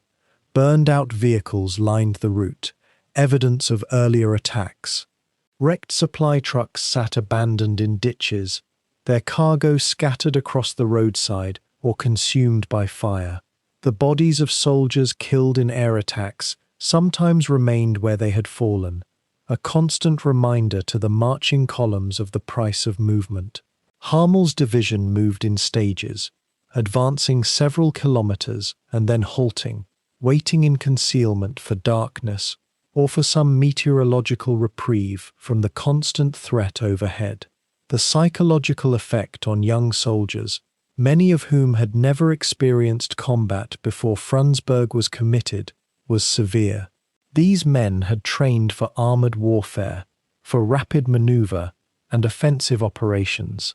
Instead, they found themselves cowering in ditches and hedgerows, helpless against an enemy they could not reach or fight back against. Harmel recognized the morale problem this created, but there was no solution. There was only forward movement, incremental progress toward a battle that waited somewhere in the chaos ahead. Communication with higher headquarters became increasingly difficult as Harmel's column approached the invasion zone. The telephone lines that normally connected the German military hierarchy were damaged or overwhelmed by traffic. Radio communications were compromised by the constant movement and the jamming and interception efforts of the Allies, who had mastered the art of disrupting German military signals. Harmel found himself operating with incomplete information, uncertain about where friendly units were positioned, uncertain about the actual tactical situation at the front. This was a commander's nightmare, a situation that demanded decision-making under extreme uncertainty. He had to push his division toward the fighting while managing the constant threat from above, with communications that failed him at critical moments, and with intelligence about the enemy situation that was hours old by the time it reached him. The very modernity of warfare that had been demonstrated so dramatically with the opening of Barbarossa 3 years earlier was now being turned against him with even greater force and sophistication. By the time the lead elements of the Frundsberg division reached the Normandy fighting zone, the division had already sustained significant casualties without firing a shot at the enemy. The journey itself had cost him men and vehicles and morale. What awaited was worse. The beachhead the Allies had established was not some toehold that might still be driven back into the sea. It was a growing empire of men and material. The British and Canadians held a perimeter that extended inland from their beaches. The Americans, who had landed further west, were similarly establishing themselves despite the costly fighting at Omaha Beach and the complications of the bocage, the thick hedgerow country that made American armored advantage less decisive than doctrine suggested. German commanders who hoped that Harmel's division, combined with other panzer divisions being committed piecemeal, might deliver a counterblow that would collapse the Allied beachhead, were deluding themselves. The Allies had too many men already ashore, too much firepower, too much air support. The question was no longer whether they could be defeated, but whether they could be slowed or contained, or forced to accept such casualties that they might be willing to negotiate. Harmel's first understanding of this new reality came not from reports from higher headquarters, which were often contradictory or optimistic, but from the physical evidence he witnessed as his columns approached the front. The evidence was everywhere. The sky itself seemed to belong to the Allies. Harmel could count dozens of aircraft on the horizon at any given moment, many of them over German positions, dropping bombs and strafing. The German Air Force, the Luftwaffe, which had once ruled the skies over France, was absent. Occasionally, a German fighter would appear, aggressive and desperate, but they came singly or in small groups and were quickly dealt with by the far more numerous Allied aircraft. For Harmel, observing this catastrophic imbalance in air superiority, the implications were clear and terrible. This was not going to be a battle that could be won through superior generalship or more aggressive tactics. This was going to be a battle determined by the crude mathematics of material superiority and the ability to sustain casualty rates that would break any army.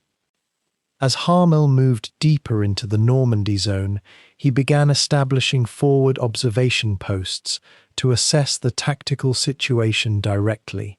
What he observed confirmed his fears. The Allies were not merely holding their beachhead, but expanding it systematically. They were bringing supplies ashore in quantities that seemed almost grotesque in their abundance. He saw landing craft returning to the beachhead laden with ammunition, fuel, vehicles, and replacement troops. The Germans had nothing remotely comparable to offer their own forces. No continuous stream of reinforcement and resupply. No fleet of landing craft ready to bring forward the overwhelming quantities of material that modern warfare demanded. The infrastructure that Germany had built to prosecute the war in Russia was not adequate for the demands of this new front. The Wehrmacht, already stretched thin across occupied Europe and the collapsing Eastern Front, could not concentrate sufficient resources to overcome what was landing in Normandy. Harmel could read military maps and understand logistics as well as any officer in the German army, and what he read in those maps and supply columns was the slow-motion catastrophe beginning to unfold. Harmel's command challenge in these first days after the invasion was thus fundamentally different from anything he had prepared for. He was not being asked to conduct an offensive operation, or even to hold a defensive line in the traditional sense. He was being asked to commit his division piecemeal into a battle where the fundamental conditions of engagement, air superiority, material abundance, numerical advantage, all favored the enemy overwhelmingly. He had to maintain unit cohesion and fighting spirit among men who could see with their own eyes that they were being committed to a battle already lost before their first shots were fired. He had to project confidence and resolve, while knowing that the strategic situation was hopeless. He had to commit his officers and soldiers to operations that would cost lives without any realistic prospect of changing the outcome. This was the burden of command in the closing years of the Third Reich, when military skill could no longer compensate for the massive disparity in resources and strategic position that had developed over years of war. The immediate tactical problem was one of coordination. The Frundsberg Division, only recently formed and fresh to divisional-level combat, had to be integrated into a broader German defensive scheme that was itself breaking down under the weight of the Allied assault. Other SS Panzer divisions were being committed. Wehrmacht Panzer divisions were also being thrown into the fight. But there was no coherent grand strategy, no unified command structure that could orchestrate all these forces into a coordinated response. Instead, there was a competition for resources and attention, with various commanders trying to secure units and support for their particular sectors. Harmel had to navigate this chaos while moving his division toward the front, attempting to understand where he would be committed and what his operational role would be once the Frundsberg Division was fully engaged.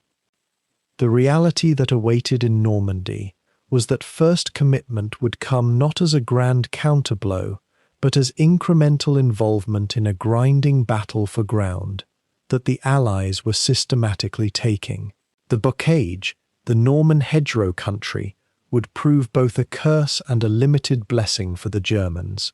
It restricted the kind of rapid armoured manoeuvring that German panzer doctrine preferred, but it also provided defensive positions that could be held and exploited.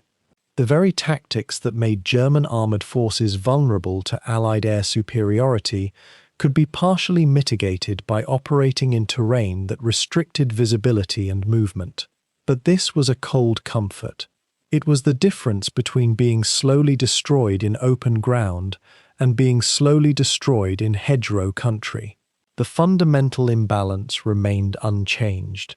As Harmel brought the Frundsberg Division toward its first major engagement, he was bringing it into a battle that was mathematically and materially lost, even if the actual fighting would consume months of combat before the final outcome became undeniable to all parties. Chapter 8: The Defense of Caen. By the middle of June 1944, Heinz Harmel's 10th SS Panzer Division Frundsberg had pushed westward through the Norman bocage toward the city of Caen. The journey itself had been a gauntlet. Every road choked with refugees, every approach route swept by Allied fighter bombers that appeared without warning, transforming vehicles into flaming coffins in seconds. What should have been a straightforward march to the front became an exercise in patience and luck, with columns dispersing into forests whenever the distant sound of engines announced enemy aircraft overhead. Harmel understood the mathematics immediately. The Allies did not merely have air superiority, they possessed an almost absolute monopoly on the sky, and this monopoly would reshape everything he attempted to do in the weeks ahead. This was not the Eastern Front, where vast distances and deep defensive positions could compensate for numerical disadvantage. Normandy was confined, packed with enemy forces, and utterly exposed to air attack. For a commander accustomed to working within the logic of ground warfare, this represented a fundamentally different kind of problem. Caen itself occupied a critical position in the German defensive scheme. The city sat astride the main road networks of Normandy, anchoring the eastern flank of the beachhead and controlling access to the interior. The British under General Bernard Montgomery had identified Caen as an essential objective from the very first days of the invasion, but the city's capture had proven far more difficult than the invasion planners had anticipated. German defenders dug in around Caen with surprising ferocity, and the British advance, despite its enormous numerical advantage, had stalled in the Norman countryside. By the time Frundsberg arrived, Caen had become a grinding attrition zone where neither side possessed sufficient momentum to achieve decisive breakthrough. Harmel's division was thrust into this situation without proper time for reconnaissance or preparation. His units were still arriving in dribs and drabs, some companies missing their vehicles entirely, others without adequate ammunition or supplies. The improvisation required was immense, yet the stakes were equally enormous. If the British break through at Caen and pushed south, they could cut off German forces further east and potentially create an encirclement that would trap entire armies. The German command structure around Caen was fractured and confused. Harmel reported nominally to higher headquarters, but the chain of command had become almost meaningless in the chaos of June 1944. Local commanders were making tactical decisions in isolation, responding to immediate threats without coordinated planning across the broader defensive front. The German 7th Army, under General Paul Hauser, was being asked to hold a line that stretched from the Channel coast deep into Normandy, with forces that were perpetually exhausted, frequently cut off, and constantly diminished by Allied air and artillery attacks. Harmel found himself operating in this fractured environment, trying to organize his division into coherent defensive positions while simply trying to keep his men alive during the transit to the front lines. The division's panzer companies, its heavy armor that should have been the striking force, were carefully husbanded and distributed across the front in small groups. Never concentrated enough to achieve a breakthrough, but too valuable to be discarded in futile head-on attacks. This fragmentation was itself a sign of German desperation. Armor was being employed defensively, reactively, instead of with the offensive initiative that gave it true purpose. Harmel's first operational task around Caen was to prevent British penetration toward the town of Villers-Bocage, a critical crossroads south and west of the city. The British 7th Armoured Division had attempted to swing around the German left flank in a move that, if successful, would have created tremendous problems for the entire German defence. Harmel coordinated with units already in position, moving Frundsberg companies to block the British approach and launching sharp, tactical counterattacks with his available panzer platoons. These early engagements were savage but temporary. Frundsberg's tanks would push the British back, inflict losses, and then withdraw before superior numbers and air power could be brought to bear. This became the repetitive rhythm of the defense around Caen. Tactical victories that achieved nothing strategic, local successes that merely bought time before the next British probe, the next artillery barrage, the next wave of fighter bombers. Harmel was beginning to understand a bitter truth that many German commanders grasped only slowly. Material superiority on this scale was not simply an advantage to be mitigated through superior tactics. It was a condition that changed the entire nature of warfare itself. The air war over Caen and its surroundings was perhaps the most immediately visible manifestation of Allied dominance. During daylight hours, Frundsberg's columns could barely move without calling upon every available man to watch the sky and scatter vehicles at the first warning. The German Air Force, the Luftwaffe, was nowhere to be seen. Some aircraft existed in German service, surely, but they were hoarded for crucial operations or simply overwhelmed when they did venture into the contested airspace over Normandy. Harmel's men developed an almost reflexive behavior, constant vigilance, rapid dispersal, regrouping, and moving again as soon as the immediate threat passed. This was exhausting and demoralizing. The enemy could appear whenever conditions allowed, raining fire from above with relative impunity, and there was no effective means to retaliate or even to mitigate the risk beyond simple scattering and luck. British and Canadian pilots, flying Spitfires and Hurricanes, became as much a presence in the psychological calculus of German defense as any enemy soldier in a trench. A stray glance upward at the wrong moment could save a man's life. A moment of inattention could result in horrific death from cannon fire, or bombs dropped from aircraft moving faster than most soldiers could comprehend. By late June, the fighting around Caen had become a war of attrition that favored only one side. The British could absorb losses in equipment and replace them within days. German replacements were scarce, late, and frequently the wrong type. The British had almost unlimited ammunition for their artillery, which poured constant fire into German positions. German ammunition was carefully rationed, and the supply lines bringing more rounds forward were constantly disrupted by air attacks and destruction of road and rail networks. Harmel's division was receiving replacements to flesh out its depleted companies, but many of these men were inadequately trained, pulled from rear areas, or conscripted from foreign territories. A cohesive unit fighting effectively was being diluted by human material of questionable quality. This was not Harmel's fault. It was the inevitable consequence of a war Germany was losing, but it made his job exponentially more difficult. Every day, the average quality and cohesion of his fighting force degraded, even as the demands placed upon it remained absolute. Harmel's operational reports from this period reveal a commander confronting a problem he could not solve through conventional military means. He requested permission to execute mobile defensive operations, to fall back to new positions when threatened with encirclement, to avoid the static attrition that could only end in the destruction of his division.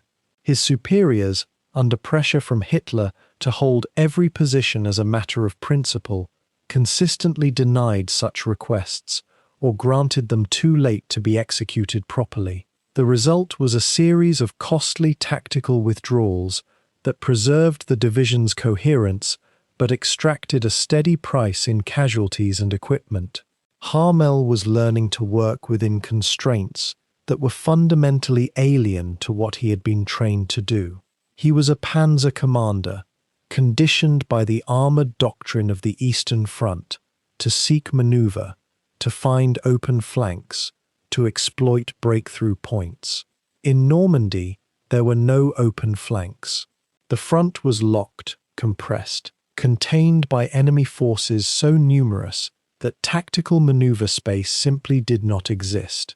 The coordination with other German units around Caen was complicated by the very organizational structures that should have facilitated cooperation.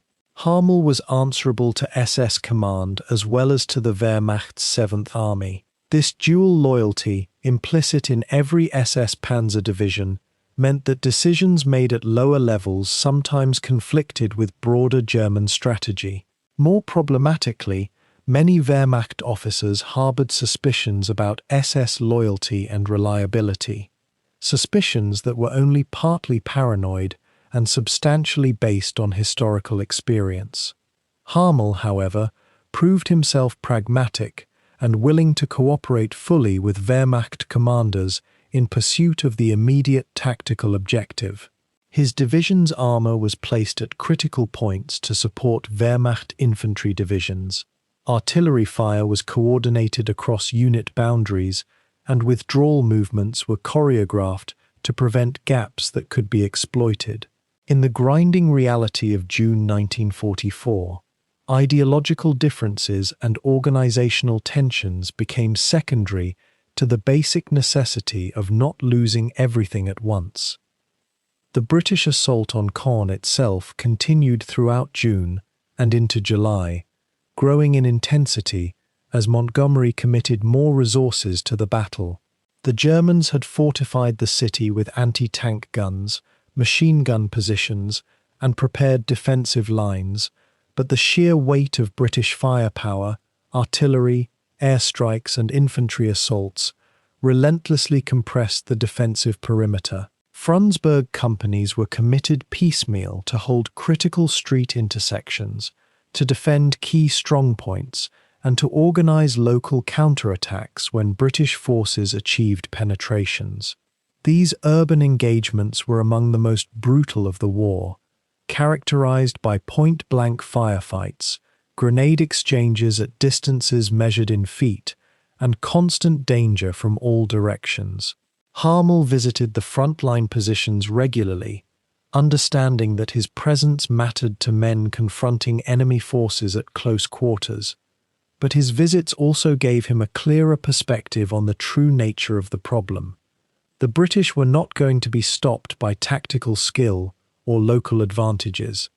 They were going to advance because they had the resources to advance, the supplies to sustain advances, and the air power to prevent any German counter-concentration that might check their progress.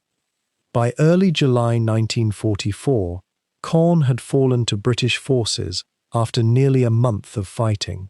The battle had cost the Germans enormous numbers of casualties and rendered the defensive line west of the city untenable. Harmel's Frundsberg division, battered and depleted, withdrew southward along with other German units, still attempting to maintain coherent defensive positions, but now clearly fighting for time rather than for victory. The realization that was slowly settling over every German commander in Normandy was that the battle had been decided in the first days of the invasion. The question now was not whether the Allies would win in Normandy. They would, but how quickly, how far, and whether the German army could preserve enough cohesion to defend the interior of France and eventually the Reich itself. Harmel's capabilities as a tactical commander were not in question. His division had fought with skill and determination, had inflicted casualties, and had prevented rapid Allied breakthrough even in the face of overwhelming superiority. But skill and determination were not sufficient when faced with an enemy that could replace every tank, every gun, every soldier lost, while the German side could not. The defense of Caen had taught a bitter but essential lesson. Material superiority at this scale was not simply a numerical advantage to be overcome through cleverness. It was a fundamental alteration of the conditions of warfare itself. The summer of 1944's fighting around Caen and throughout Normandy convinced every thinking German officer that the war in France was lost. The only question that remained was what could be salvaged from the wreckage. Harmel, like many SS Panzer Division commanders, would continue to fight because that was the role assigned to him, but with the clear understanding that he was fighting in a lost cause, attempting to preserve his division and postpone the inevitable rather than achieve any decisive tactical or strategic objective. The air superiority the Allies possessed meant that German reserves could not be concentrated, reinforcements could not be moved effectively, and retreat movements had to be conducted under constant threat from above. Everything had changed in those weeks of June and July 1944. The Frundsberg division that emerged from the fighting around Caen was not the same unit that had arrived from Germany weeks earlier. It was smaller, more experienced, bloodied, and infinitely more aware of the gulf between German capabilities and Allied resources. Harmel had proven himself a capable commander under desperate circumstances, but he was discovering, as his division was discovering, that capability and desperation were not sufficient against the kind of material and aerial dominance the Allies possessed. The defense of Caen would merely be prelude to larger and more catastrophic defeats that lay only weeks ahead. By the middle of August 1944, the German armies in Normandy faced a catastrophe they could not escape, and few could comprehend. The brilliant maneuver that Hitler had ordered just days before, a counterattack toward Mortain meant to slice through the advancing Americans and drive them back to the sea, had collapsed almost immediately upon contact with superior Allied forces. What had begun as a desperate gamble to reclaim the initiative had instead exposed the German flank to encirclement on a scale that dwarfed even the disasters of the Eastern Front. The 10th SS Panzer Division Frundsberg, under Heinz Harmel's command, found itself caught at the southern edge of what would become known as the Falaise Pocket, a shrinking enclosure of German troops being compressed from all sides by American and Canadian forces that were themselves still learning to coordinate at the highest levels of warfare. Harmel and his men had barely 8 days to comprehend their situation before they would either escape that pocket or be annihilated within it. The weather, which had favored the Allies with clear skies that enabled their air superiority to reach murderous levels, now turned against everyone equally, a grey, suffocating haze that provided some relief from the relentless bombing, but also trapped visibility, making coordination nearly impossible and confusion absolute. The pocket itself was not a tidy circle on a map, but rather a chaotic, fluid space perhaps 30 kilometers across at its widest, filled with the wreckage of at least 5 German corps and countless independent units, all compressed together in a space meant for far fewer men and vastly more supplies.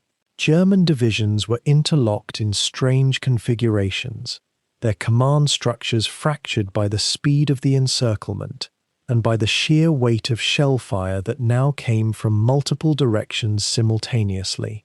Harmel inherited command not of his full division, but of what amounted to a collection of combat groups, some Frundsberg, others from adjacent units whose own commanders had been killed or separated from their men.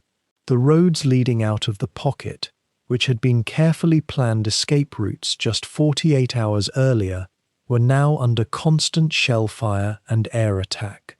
Trucks burned on every thoroughfare, abandoned vehicles lay overturned in ditches, and the dead, both German and their victims from earlier in the campaign, were becoming indistinguishable in the dust and smoke. Supply lines had been severed completely, which meant that the troops still fighting within the pocket would have no ammunition beyond what they carried on their bodies, no food beyond what had already been distributed, and no possibility of medical evacuation for the thousands of wounded who screamed in makeshift aid stations across the compressed territory. Harmel's first challenge was the most immediate one, establishing any kind of coherent command structure within the chaos. He lacked reliable radio communication with higher headquarters, partly because the higher headquarters itself was fractured, and partly because the sheer volume of traffic and the jamming from Allied electronic warfare made transmission almost impossible. He relied instead on runners, officers on motorcycles who navigated through areas under heavy fire to carry written orders between command posts. This method of communication belonged to an earlier era of warfare, yet by August 1944, it had become the most reliable option available to German commanders in the field. Harmel's orders, when he could issue them, were clear: hold the line against further encirclement, keep supply routes open for as long as possible, and prepare for a fighting withdrawal out of the pocket when the higher command finally authorized it. He knew that any attempt to hold the pocket indefinitely would result in the complete destruction of the German forces within it. Yet he also understood that a precipitous withdrawal without orders would be viewed as dereliction of duty. The pressure between these two realities, military necessity and Nazi military discipline, would define his command decisions over the next week. The fighting itself within the pocket was not the focused maneuver warfare combat that had characterized the early months of the Normandy campaign. Instead, it was compressed, close quarters, desperate combat between men who were running out of ammunition, out of hope, and out of space to maneuver. Harmel's troops were fighting Americans to the west, Canadians to the north, and French and Polish forces to the south, often with no clear picture of where enemy lines actually ran. German units sometimes attacked what they believed were positions held by adjacent German formations, leading to tragic fratricide that killed men already scarce in the shrinking pocket. The artillery fire was unceasing, so intense that officers reported having to shout their orders directly into the ears of men standing beside them. Entire squads were annihilated, not by direct assault, but by the concussive force of nearby explosions. Men dead but unmarked, their bodies indistinguishable from the muddy ground. The wounded piled up faster than they could be treated or even counted, and the regimental surgeons began making decisions about who could be saved and who should simply be made comfortable in their final hours. Decisions that weighed on them for the rest of their lives. By August 16th, the pocket had compressed to perhaps half its original size, and the German High Command finally issued orders for an organized withdrawal. The plan called for the formation of a breakout corridor toward the northeast, toward the Seine River, which represented the last chance for German forces to escape before the Allies could link their armies on the eastern bank and complete the encirclement entirely. Harmel was tasked with holding the southern shoulder of the breakout corridor, which meant that Frundsberg would remain behind, fighting while other units pushed through the narrowing gap towards safety. This was an assignment that could mean annihilation, though it was phrased in neutral military language in the orders he received. Harmel ordered his men to fix bayonets, to prepare for hand-to-hand combat if necessary, and to hold every position until they received direct orders to withdraw. He knew that any panic, any hasty retreat before the command was given, would collapse the entire withdrawal and trap everyone. His men were exhausted beyond the point of normal human functioning. Many had not slept properly in 3 days. All were hungry. Many were wounded and still fighting, and all could see the endless columns of German vehicles being destroyed on the roads ahead of them. The actual breakout began in the hours around midnight on August 16th into August 17th, under cover of darkness that offered limited protection from the watching eyes of American and Canadian artillery spotters who could estimate German positions by the sound of movement and the flash of weapons fire. Harmel personally went forward to coordinate the withdrawal of units from the front line, moving between positions to confirm that men understood they were authorized to fall back. He moved through areas that were still under sporadic fire, making himself visible to his troops because he understood that men needed to see their commander sharing the danger they faced. Officers from other divisions approaching him in the darkness confirmed that Harmel's authority, his visible presence, and his steady voice giving clear orders was one of the few organizing forces that kept the withdrawal from becoming a rout.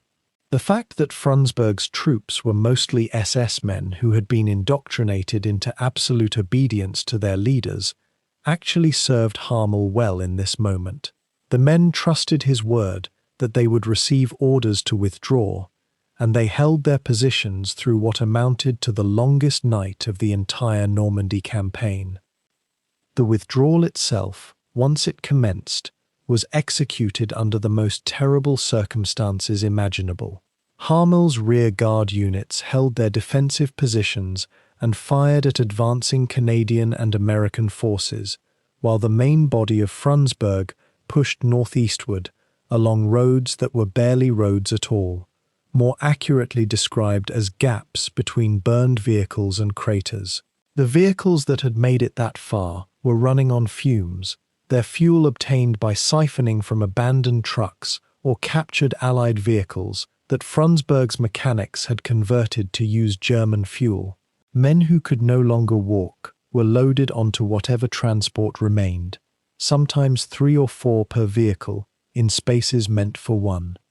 Harmel made decisions about which men could continue and which would have to be left behind in the rear guard. Decisions that meant knowingly sending capable fighters to probable death or capture. The selection process was never discussed openly.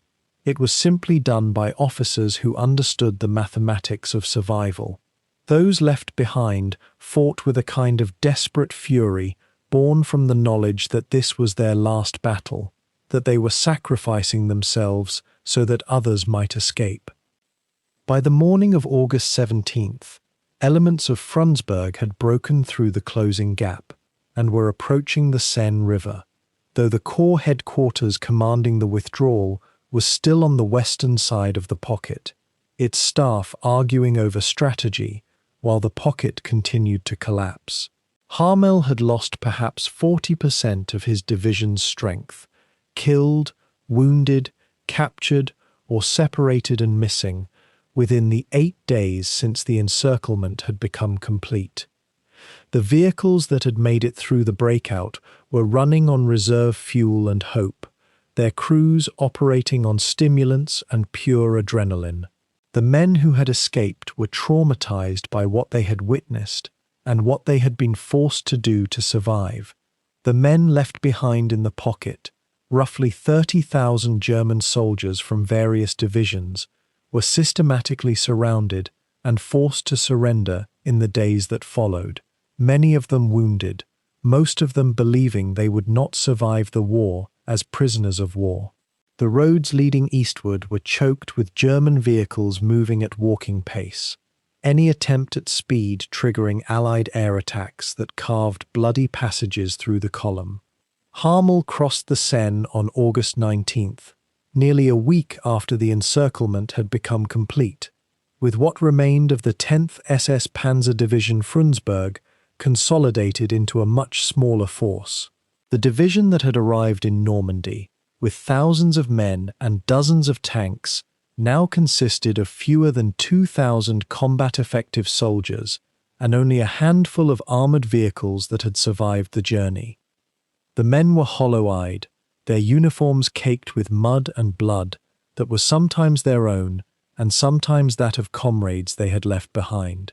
They had survived the greatest military catastrophe in Western Europe since the fall of France 4 years earlier, but their survival came at a cost that extended far beyond the simple mathematics of losses and replacements. The psychological weight of Falaise settled upon the survivors and upon Harmel himself, the knowledge that they had fought skillfully, that they had held their positions, that they had executed a fighting withdrawal under the worst possible circumstances, and that none of it had mattered because the strategic situation was irredeemable. The Allies had not defeated Frundsberg through superior tactical skills, but through the sheer weight of industrial capacity, numerical superiority, and command of the air that no amount of German courage or tactical brilliance could overcome. As Harmel established a new command post somewhere in the chaos of the German retreat toward the Rhine, he faced a profound reckoning with the reality of the war. The great panzer divisions that had conquered France just 4 years earlier were now remnants, scavenged from one battlefield to the next, sustained by supplies that never seemed to arrive and by men who were becoming scarcer with each passing day. The officers and men of Frundsberg had proven themselves to be soldiers of considerable ability.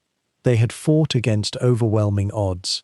They had followed Harmel's orders with discipline and courage, and they had executed a complex fighting withdrawal that many military theorists would later study as an example of difficult maneuver under pressure. Yet all of this ability and all of this sacrifice had not changed the fundamental reality that Germany was losing the war with increasing acceleration.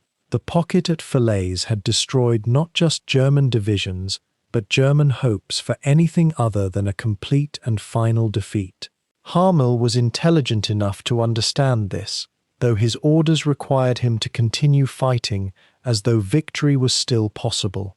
The contradiction between what he could see with his own eyes and what the Nazi system demanded he believe would intensify in the remaining 9 months of the war, shaping the choices he would make and the justifications he would later offer for his actions. The survivors of Frundsberg would continue fighting for another 9 months, through Operation Market Garden, through the Ardennes offensive, through the winter battles, and into the final collapse of Nazi Germany itself. But the division that emerged from Falaise was not the same formation that had entered Normandy. It had been broken on the anvil of Allied material superiority, and then reformed, changed fundamentally by the experience of encirclement and escape. Harmel's command had been tested in the worst possible circumstances, and he had managed the impossible task of keeping his men functioning as an organized military force while everything around them was collapsing into chaos. He had made correct tactical decisions under conditions of almost total information deprivation, had communicated his orders through methods that belonged to the 19th century, and had preserved the lives of as many men as possible, while understanding that most of those lives faced death or capture in the months ahead. The Falaise pocket would define his reputation, not as a failure, for he could not have prevented the encirclement, but as an example of the kind of skilled, competent military leader that the Nazi regime had somehow managed to cultivate, even as its political and strategic vision had become completely divorced from reality. The pocket that trapped the 10th SS Panzer Division Frundsberg near Falaise in the 3rd week of August 1944 was not a sudden catastrophe that materialized overnight. It was the culmination of 3 months of grinding defeat, compressed now into a space no more than 20 kilometers across, where tens of thousands of German soldiers fought not for victory, but for survival. By mid-August, the American and Canadian forces had wheeled inward, cutting off the eastern escape route that Harmel's command had relied upon for withdrawal. The German High Command, fractured and indecisive after the failed assassination attempt against Hitler in the previous month, could offer no coherent strategy for escape. Officers received contradictory orders. Supply lines had dissolved into chaos.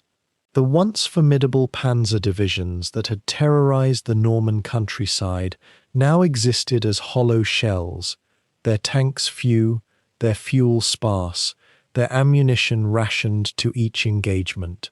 Harmel understood with the clarity that comes from facing absolute necessity that the division could not hold its ground much longer. The breakthrough had already begun around him. What remained was not a question of standing and fighting, but of determining how many of his men could be extracted before the noose tightened completely. The decision to attempt an organized breakout came as German forces compressed toward the town of Chambois in the southern sector of the pocket. Harmel coordinated with other divisional commanders, a collection of Wehrmacht and SS officers who shared the same brutal calculus. They could either surrender, fight to the last man, and be annihilated in place, or attempt a fighting withdrawal that might preserve some fraction of their forces. The routes eastward were threatened, but not entirely sealed. Between the Polish 1st Armored Division on one side and the American forces bearing down from the south and west lay gaps in the Allied line, narrow corridors that would not remain open for long. The escape would require movement at night, coordination between units that had lost their normal command structures, and a willingness to abandon equipment and men who could not keep pace. Harmel issued orders for a night withdrawal on the evening of the 19th of August. Columns would move in dark, maintaining radio silence to avoid detection by Allied intelligence units. Units would carry wounded only if they could be transported without slowing the march. Everything that could not be carried would be destroyed or left behind. Trucks, artillery pieces, ammunition dumps that could not be removed in time. It was the bitter mathematics of retreat, where the saving of men required the sacrifice of machines and supplies that had once represented German military power.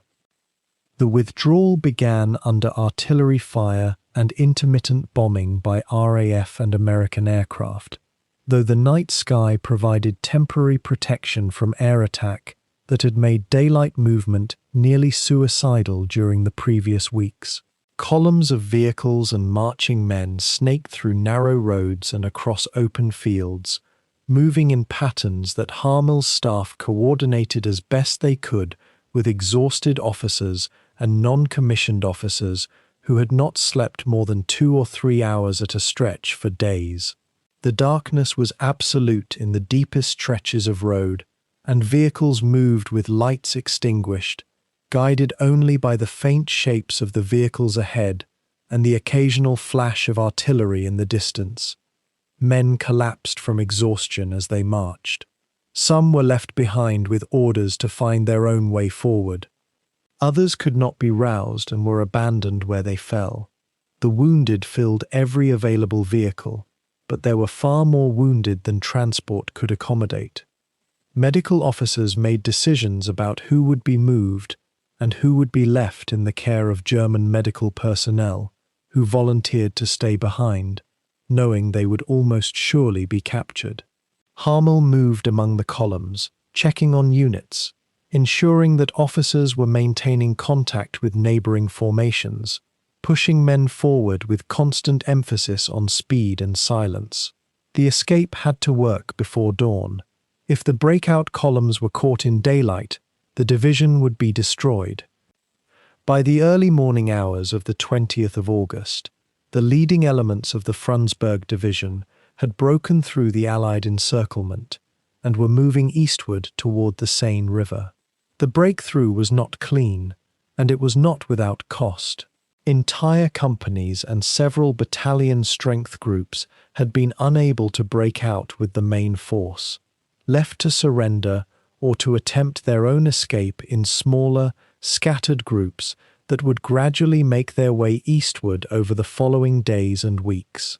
Harmel estimated that the division had lost somewhere between 2,000 and 3,000 men killed, wounded, or captured during the final days of the Falaise campaign. Entire tanks and vehicles had been abandoned in the pocket, simply torched and left to burn as the columns moved away from the encirclement. Artillery pieces that had been used to cover the withdrawal were spiked and destroyed. The division that emerged from the breakout was not a coherent fighting force, but rather a collection of survivors, a fraction of its original strength, scattered across a dozen different columns moving toward Normandy's eastern approaches. The men who had made the escape carried little more than their rifles, whatever ammunition they had on their persons, and the numb determination that comes from 3 months of nearly continuous combat. Sleep deprivation and hunger had become normal. The loss of friends and comrades had become expected rather than shocking. The division was moving across a landscape that was still contested, still swept by occasional artillery and air attacks, but the immediate catastrophe had been avoided. The trek toward the Seine and beyond consumed the remainder of August and the opening days of September 1944. Harmel's division, along with other German units fleeing the Falaise collapse, moved eastward in fragments that gradually coalesced into larger formations as divisional staff officers worked to account for survivors and reorganize men into functioning units. The journey was harassed by French partisans and by occasional Allied air attacks, but the columns were now moving away from the heart of the invasion forces, moving toward areas where German command structures, though battered, still maintained some ability to coordinate resistance. The road network was clogged with German military traffic, other divisions in retreat, supply convoys moving eastward, stragglers attempting to rejoin their units, all of it creating a confused and vulnerable movement that invited air attack. Harmel enforced strict discipline on the Frundsberg columns, maintaining march discipline despite the exhaustion of the men, ensuring that units stayed in formation and moved with purpose rather than as a disorganized rabble. He understood that the division's survival as a coherent organization depended on maintaining order during the retreat. A unit that fell apart would never be reconstituted. Men who surrendered to their despair would never be recovered. The march had to continue, and units had to maintain their integrity. Harmel's command post, which had been highly mobile during the Normandy campaign, became a traveling collection of vehicles and officers moving with the division's leading elements. Communications with higher German command became increasingly sporadic as the Wehrmacht's command structure fragmented under the strain of simultaneous catastrophes. The Falaise collapse was only one disaster among many. German forces in Normandy had been defeated. The Soviet summer offensive was driving German forces backward across the Eastern Front. The Ardennes were quiet but politically unstable. German military command, coordinated through the Wehrmacht's Oberkommando, was attempting to manage a strategic collapse while senior leadership remained paralyzed by political infighting and by Hitler's increasingly erratic interference in military decisions. Harmel received orders to bring Frundsberg to the Rhine sector, to shore up German defences in the Low Countries and along the western approaches to Germany proper.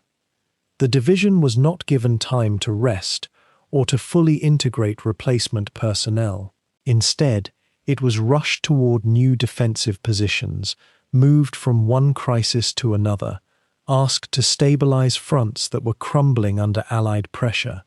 Harmel could offer no comfort to his men about what was to come. The best he could offer was competent leadership and the clear expectation that they would continue to fight professionally regardless of the circumstances. The reorganization of the Frundsberg division proceeded under the most difficult circumstances. Replacement officers and men arrived in small increments as the division moved through Belgium and toward the Rhine sector. Few of the replacements had the training or experience of the men they were joining. Many were young, drafted late in the war, or transferred from other services. Some came from the Wehrmacht, others from the SS. The integration of these disparate elements into a coherent divisional force required enormous effort from the remaining experienced officers and non-commissioned officers of the Frundsberg division. Harmel prioritized the restoration of divisional staffs and company-level command structures. The skeleton of experienced leadership could begin to train and integrate the replacements. Battalion-level operations could be restored within a few weeks, but the division would never again be the relatively homogeneous formation that it had been before Normandy. Losses of experienced personnel created permanent gaps in the organizational structure. Men who had survived campaigns in Russia and in Normandy could not be easily replaced. The division's institutional knowledge, accumulated through years of service, was degraded by the simple fact of attrition. Harmel worked with the divisional quartermaster and supply officer to identify whatever equipment could be scrounged from damaged vehicles, abandoned Wehrmacht units, and reserve stocks maintained by German forces along the Rhine. New tanks arrived, but fewer than had been lost. New trucks and transport vehicles were allocated, again at rates far below replacement levels. The division that reorganized itself during late August and September was smaller, less equipped, and more dependent on improvisation than it had been when it entered Normandy. The transition from the chaos of retreat to the relative stability of defensive positions came gradually, as the division took up its assigned sector along the Rhine in early September 1944. The Low Countries provided a moment of respite, an opportunity to consolidate losses and to begin the work of rebuilding the division's fighting capacity. German forces in the area were not under immediate pressure as they had been during the Normandy campaign. The landscape was different, flatter, more dominated by water obstacles and prepared defensive positions than the bocage of Normandy. Harmel established his command post in the southern Netherlands and began the work of integrating the division into the larger German defensive structure. His sector was relatively quiet, but quiet was deceptive. German intelligence reports indicated that the Allies were planning major operations. The specific nature of those operations remained unclear, but Harmel understood that the respite would be temporary. Allied forces in late August and early September were moving rapidly eastward. The German High Command expected that major operations would be launched within weeks. The Frundsberg division, though rebuilt only partially, would almost surely be expected to play a role in defending against whatever came next. The men of the division used the time of relative quietness to recover from the trauma of Normandy and Falaise. Harmel authorized extended periods of rest when operationally feasible.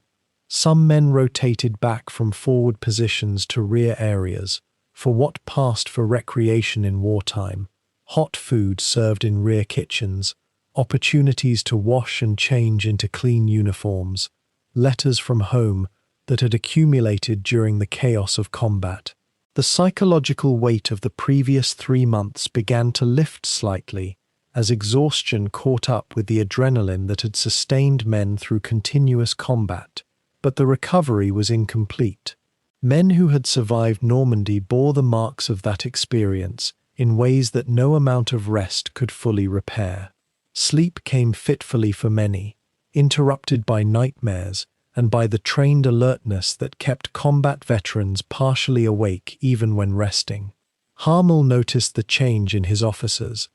Men who had entered Normandy as confident commanders were now more cautious, more inclined toward defensive thinking. The aggressive spirit that had characterized SS units in earlier campaigns had been burned out by the experience of fighting against enemies with overwhelming material superiority. What remained was professionalism and a grim determination to do the job competently. That would have to be sufficient. The period of regrouping also required attention to training the replacement personnel, particularly the younger men with little or no combat experience.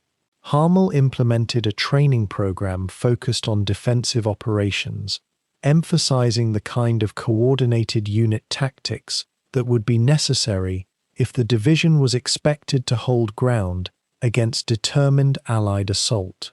The flat terrain of the Low Countries offered little natural defensive advantage.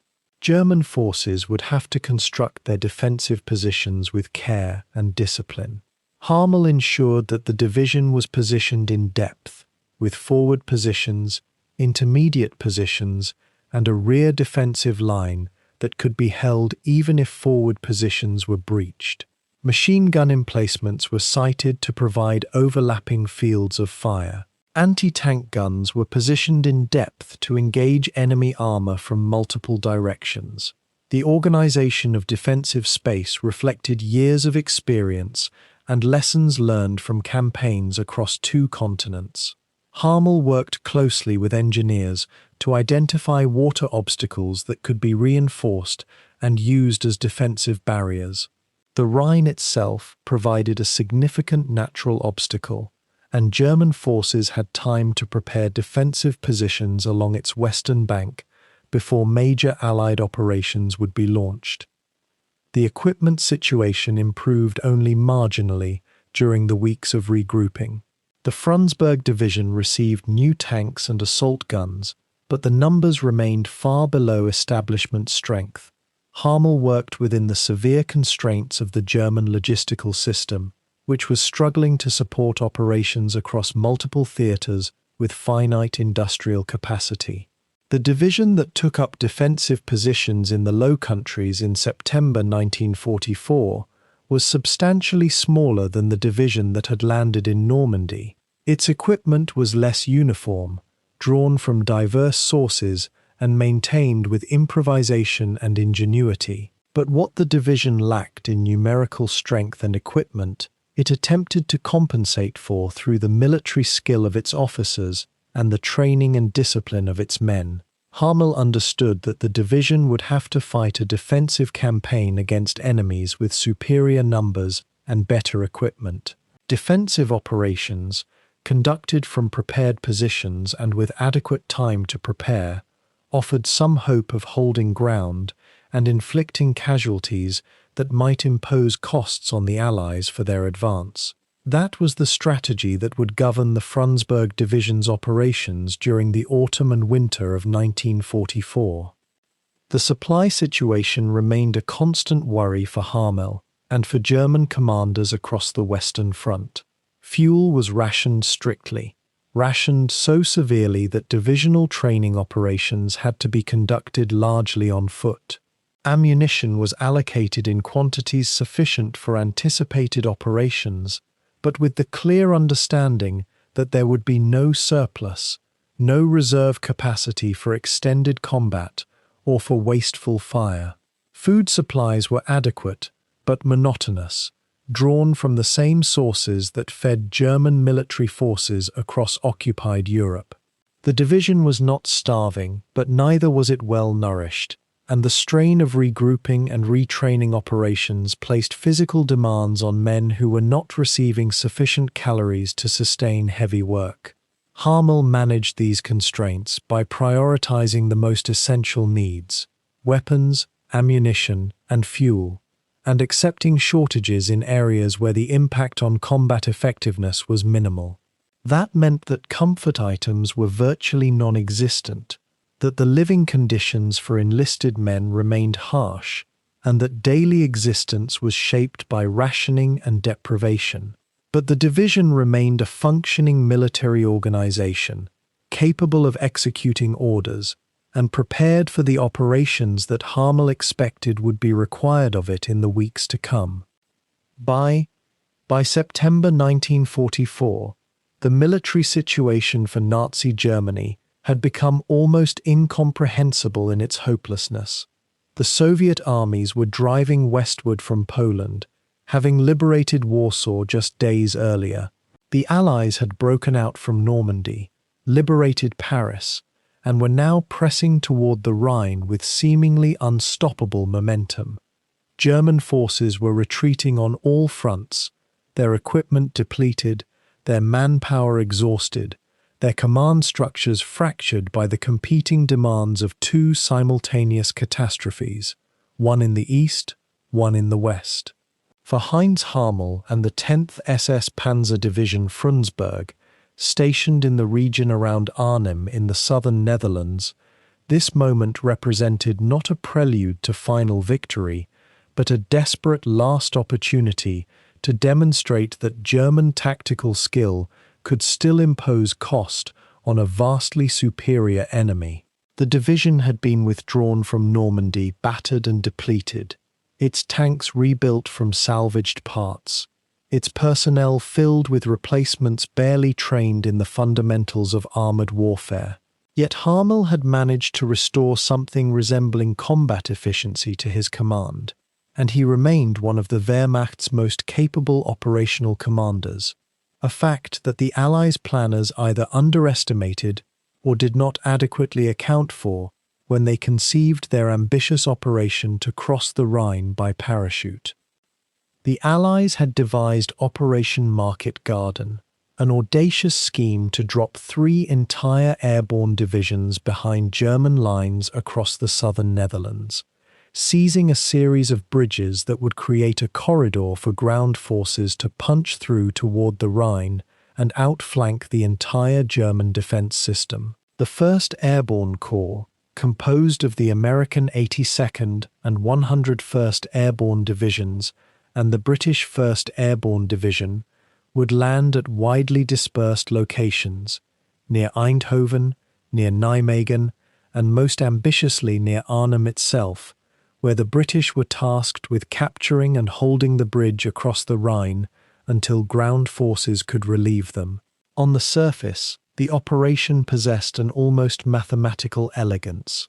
Airborne assault from the north to secure crossings, ground forces to drive north from Belgium to reinforce and consolidate the bridgehead. But this elegance dissolved immediately upon contact with reality, and, more specifically, upon contact with the presence of German armoured formations in the very area where the British paratroopers were meant to land and operate with temporary freedom before relief arrived. The Dutch underground had warned Allied commanders that German armour was present near Arnhem, but the information was deemed unreliable or insufficiently urgent to alter the plan fundamentally. That armour was, in significant part, Harmel's Frundsberg division, and its presence would transform what was meant to be a swift tactical victory into a brutal, attritional urban and bridge-crossing battle that would define the entire operation's ultimate failure. On the morning of the 17th of September 1944, German reconnaissance reported parachutes blooming across the sky near Arnhem, Nijmegen, and Eindhoven. The initial response from German commanders in the Netherlands was confusion mingled with a dangerous kind of complacency. Surely these scattered paratroopers could be easily contained and eliminated by available forces. Harmel's response was entirely different. He perceived immediately what many German senior officers failed to grasp, that the presence of multiple airborne formations landing at different locations suggested a coordinated operation of staggering scope, and that the German position, despite its numerical weakness, might contain the seeds of victory if German forces moved with extraordinary speed and concentration. While other German commanders hesitated, debated options, or awaited instructions from higher authority, Harmel committed the bulk of Frundsberg's available forces toward the British paratroopers landing near Arnhem. He did not possess overwhelming numerical advantage. The British 1st Airborne Division numbered approximately 9,000 combat personnel, but he possessed something almost equally valuable: the ability to move quickly, concentrate force where it mattered, and execute tactical decisions with decisive speed. German staff officers and commanders in other sectors, accustomed to the crushing sluggishness of the Wehrmacht's command structures, were stunned by Frundsberg's responsiveness and the violence of its commitment against the British airborne forces. The fighting around Arnhem during those first crucial hours established a pattern that would define the entire Market Garden operation's character. The British paratroopers had been dispersed across a wide area, dropped far from their intended landing zones by Dutch anti-aircraft fire and navigational error. They were lightly armed, intended for tactical operations with the assumption that ground forces would arrive within 2 or 3 days. Instead, they encountered Harmel's panzers appearing with shocking rapidity from the German positions surrounding the city. The psychological impact of German armor suddenly appearing after the Americans and British had achieved what seemed like total air superiority was profound. Many British commanders had believed that German armor in the region was either non-existent or too badly damaged to pose immediate threat. The appearance of Frundsberg's tanks and assault guns fundamentally altered the tactical situation. The British were forced to contract their perimeter, abandon their dispersal, and begin fighting what became a static defensive battle rather than the mobile operation they had trained for. Harmel's tactical decisions, committing armor boldly despite limited numbers, using fire and maneuver to maintain German initiative, refusing to allow British paratroopers to dictate terms of engagement, demonstrated exactly the kind of aggressive tactical flexibility that had made him a capable divisional commander in the first place.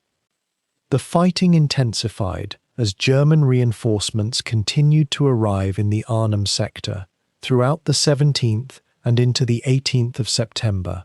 The 2nd SS Panzer Corps, to which Frundsberg was subordinate, provided additional units to support Harmel's operations, but the operational initiative remained largely in Frundsberg's hands.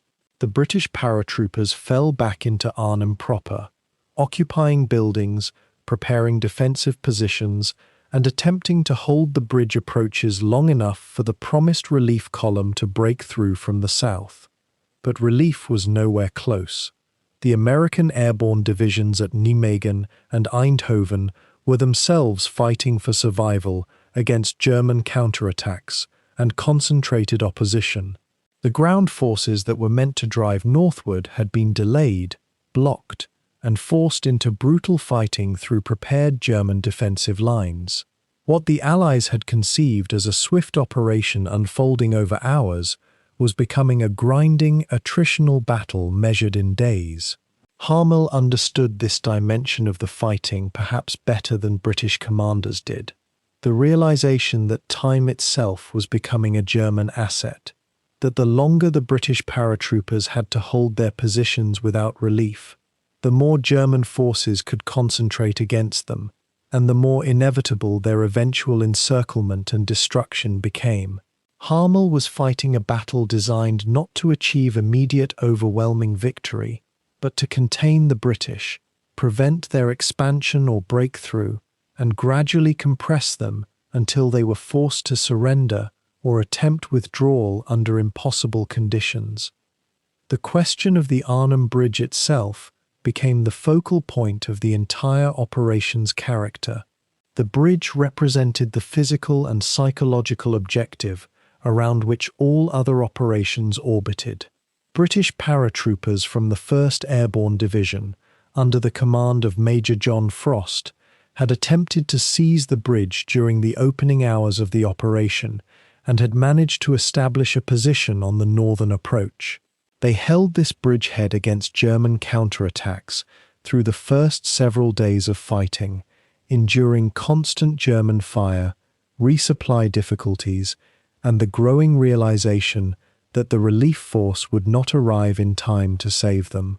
Harmel coordinated the German efforts to retake the bridge, committing armor, artillery, and infantry in carefully orchestrated attacks designed to break British resistance without leaving German forces exposed to the paratrooper anti-tank weapons the British had managed to deploy.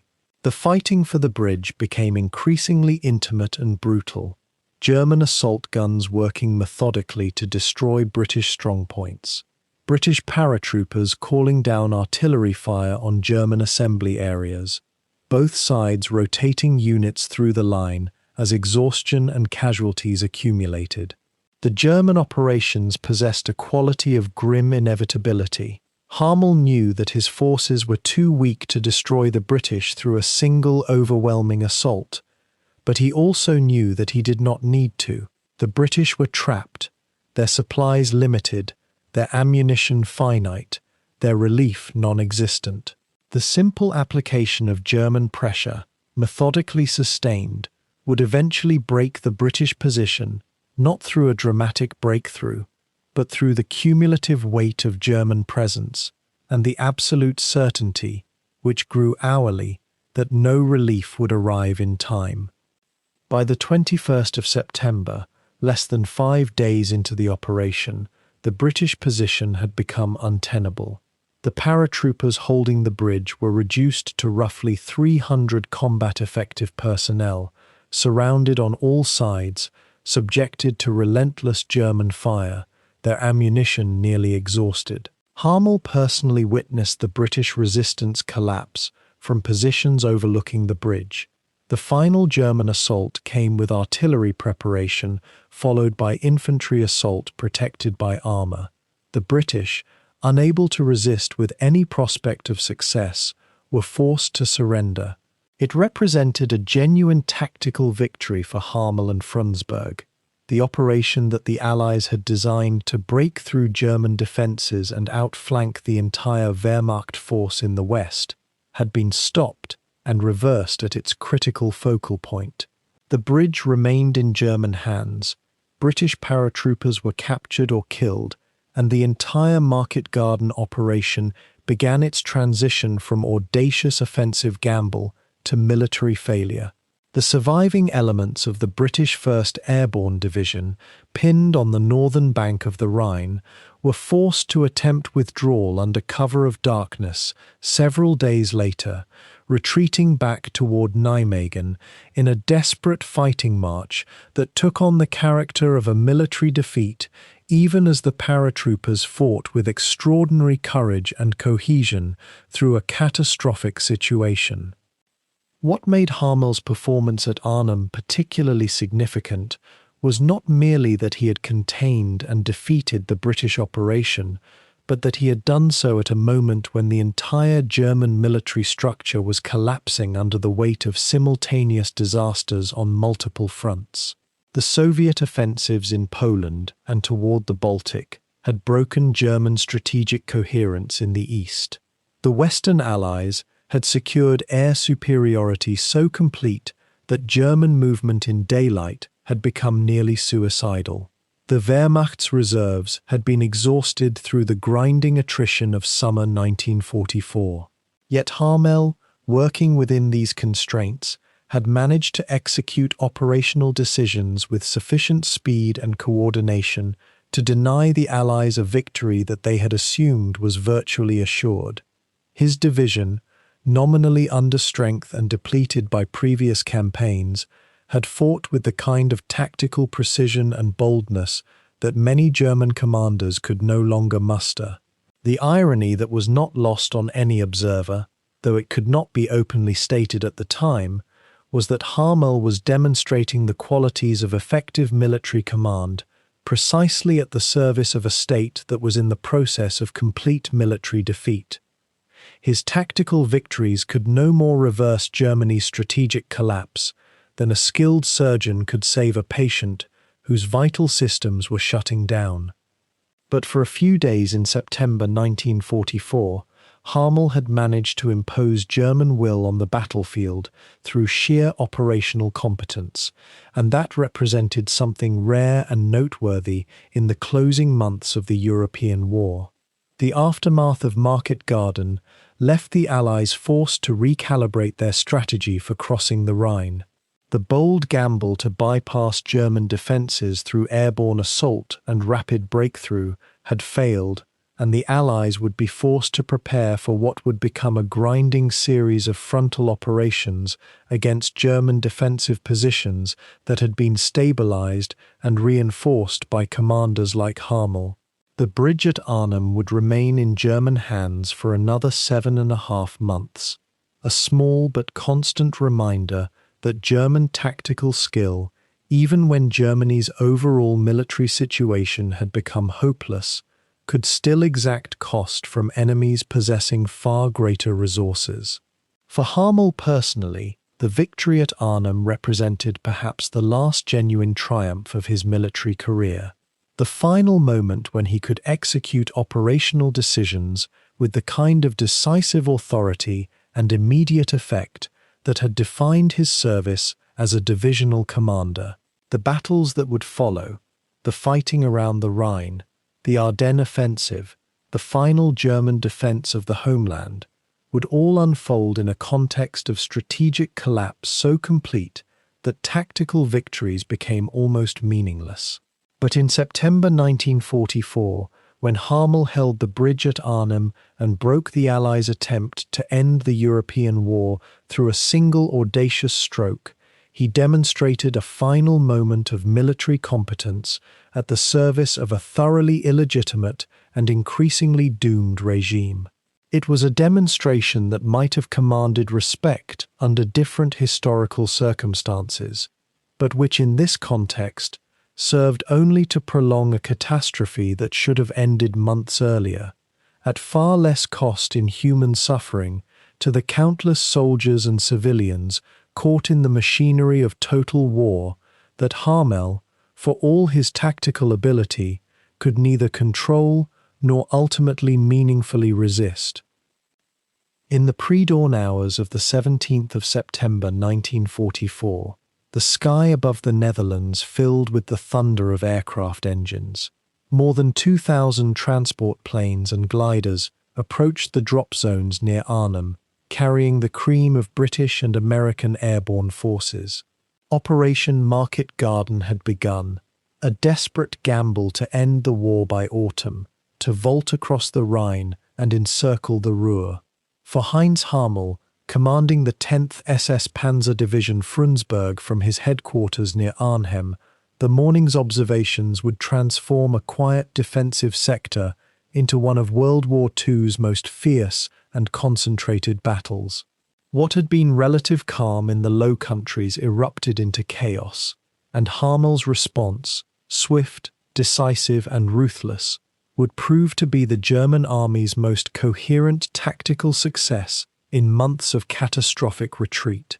Yet even as his men fought with skill and courage around the bridge, the operation's outcome was already determined by forces far beyond any single commander's capacity to influence.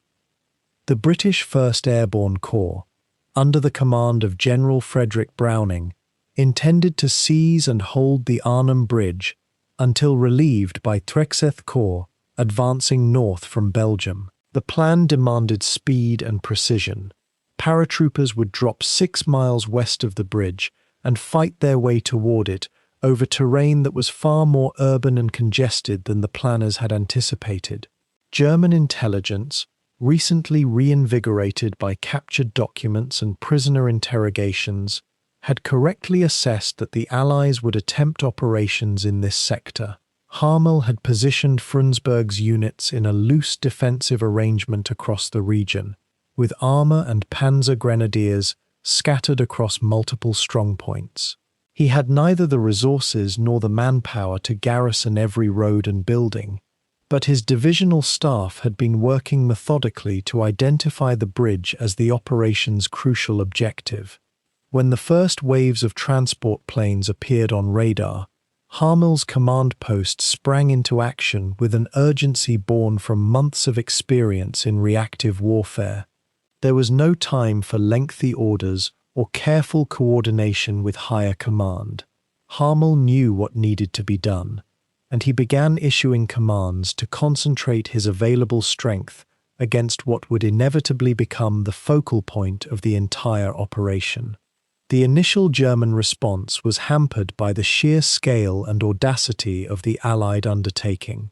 Paratroopers scattered across a wide area, creating multiple pressure points that forced Harmel to disperse his attention and his limited reserves.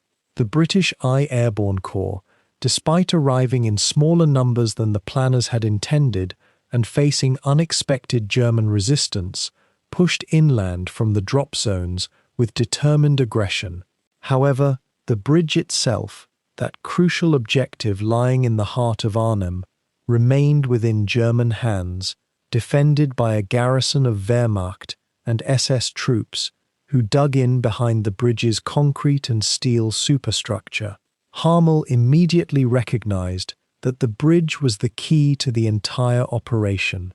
Control it, and the Allies' advance into Germany would stall.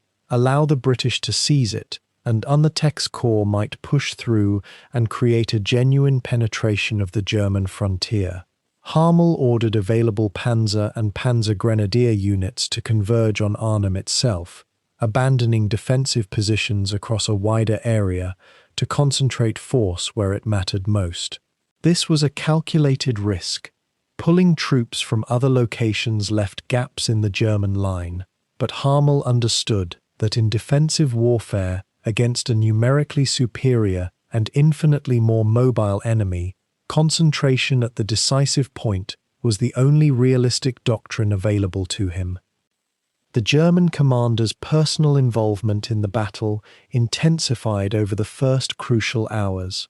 Harmel established a forward command post closer to Arnhem, allowing him to coordinate his subordinates in real time rather than relying on fragmentary reports filtered through multiple layers of staff. He pushed himself toward the sound of the guns, a commander's prerogative that carried considerable personal risk but was increasingly necessary as the pace of operations accelerated beyond what standing orders could address. His divisional artillery began registering fire on the bridge and the surrounding streets, suppressing British movement and creating killing zones that forced the paratroopers to take cover and reorganize. Frundsberg's Panzer Grenadiers, operating in small groups and squads, began filtering into Arnhem's urban terrain, where their training, equipment, and unit cohesion gave them advantage over paratroopers who were scattered, isolated, and cut off from heavy support. The encirclement of the British forces was not formalized through grand maneuver. Rather, it developed organically as German units gradually established dominance in the streets, blocking roads, isolating pockets of resistance, and compelling the British to fall back into ever more confined defensive positions. Harmel recognized the pattern as it developed and accelerated it, ordering units to press forward, to exploit even minor successes, to maintain relentless pressure that would not allow the paratroopers time to consolidate positions or receive reinforcement. The fighting around Arnhem itself took on a savage intensity that was characteristic of urban warfare in the 20th century. Buildings became strong points. Street intersections became killing grounds. The Arnhem Bridge, dominating the landscape, became both symbol and objective, its control representing success or failure in starkest possible terms. British paratroopers, many of them led by the renowned Colonel John Frost, established a bridgehead on the bridge itself and held it with extraordinary courage and determination. They faced relentless German attacks coordinated by Harmel's staff, probing assaults designed to test weaknesses in the British perimeter, then more substantial attacks using infantry, machine gun fire, and armor. The bridge's structure meant that defenders possessed significant advantage against frontal assault.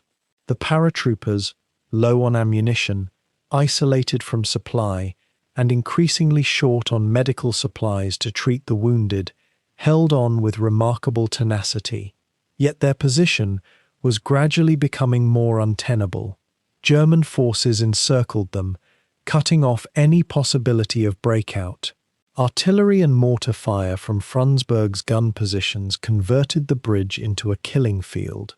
Harmel authorized the deployment of tanks and armored vehicles to provide direct fire support, and the noise, smoke, and violence of urban combat reached an intensity that was almost beyond comprehension for the men caught in its center. Harmel's coordination of the German effort was remarkable precisely because it emerged from chaos and maintained coherence under conditions where lesser commanders would have lost control. The Frundsberg Division, despite its recent reformulation and its loss of strength during the Normandy campaign, functioned as a unified force under pressure. This was no accident. Harmel's authority as commander, his demonstrated military competence, and his understanding of what results were necessary all translated into a coherence that other German units increasingly lacked as the war dragged toward its conclusion. Subordinate officers knew what was expected of them: aggressive action, concentration on the objective, relentless pressure. Harmel's presence in the forward area, his direct communication with unit commanders, his willingness to make decisions without awaiting higher authority, all of this created an organizational culture within Frundsberg that transcended the increasingly hollow structures of Wehrmacht command. German units took their assignments and executed them with professional efficiency. When opportunities emerged to exploit British weakness or isolate British strongpoints, they were seized immediately. When resistance proved unexpectedly fierce, commanders adapted and pressed forward from different angles. This was soldiering of a high order, and it took a toll on the British paratroopers who, despite their courage and training, were gradually forced into collapse by weight of numbers, firepower, and organization. The bridge itself fell to German hands after sustained fighting lasting more than 3 days. British forces, their ammunition exhausted, their dead mounting with each passing hour, their isolation becoming absolute, were unable to maintain their bridgehead. On the 19th of September, organized resistance on the bridge ceased, as surviving paratroopers were either killed, wounded, or captured. Harmel had achieved what German commanders elsewhere in the Low Countries could not: a genuine tactical victory against elite enemy forces. The Arnhem Bridge remained under German control. The encirclement of the British 1st Airborne Corps proceeded toward its inevitable conclusion, and the grand strategic scheme that was meant to vault across the Rhine and into Germany lay in ruins. Yet even as Harmel's men celebrated this success, and as higher command recognized his achievement with commendations and congratulations, the larger tactical picture was growing darker. The British 13th Corps, advancing north toward Arnhem, had been slowed by German resistance and had proven unable to break through in time to relieve the paratroopers. Without relief, without supplies, without the possibility of withdrawal across a secured bridge, the British 1st Airborne Corps faced destruction.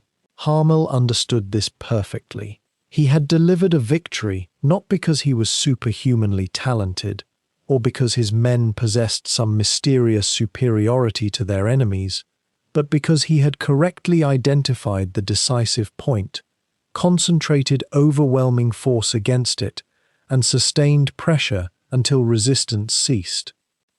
The broader implications of the Arnhem operation extended far beyond the immediate military result.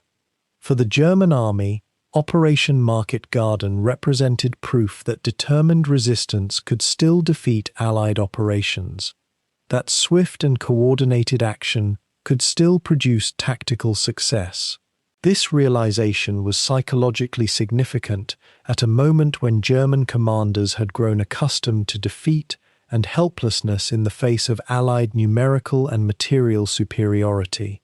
Harmel's victory at the bridge, though it saved nothing and altered nothing in terms of Germany's overall strategic position, became a symbol of what disciplined military force could still accomplish.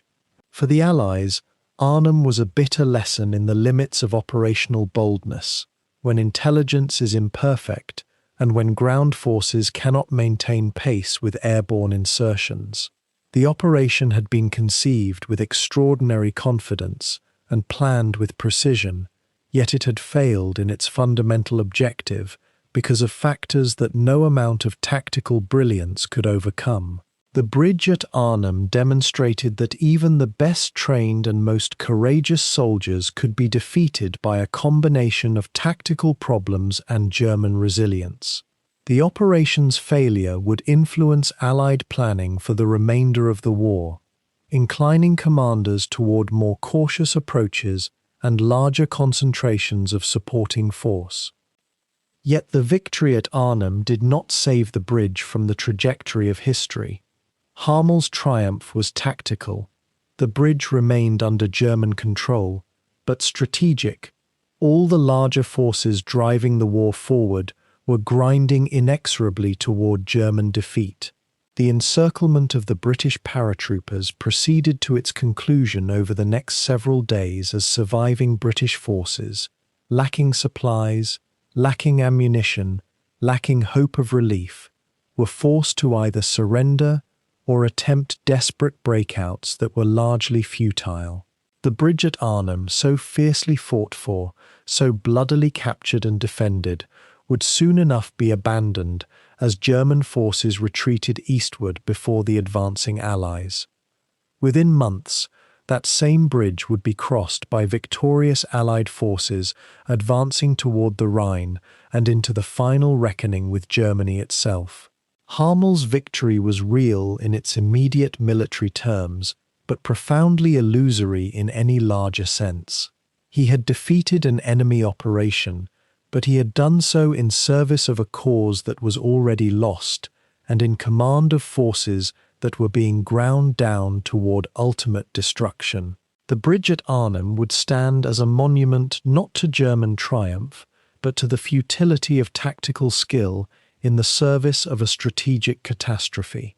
Harmel's performance at Arnhem revealed the full extent of his talents as a commander and the tragic nature of his circumstance. He was a gifted military officer, intelligent, decisive, capable of inspiring subordinates and coordinating complex operations under pressure.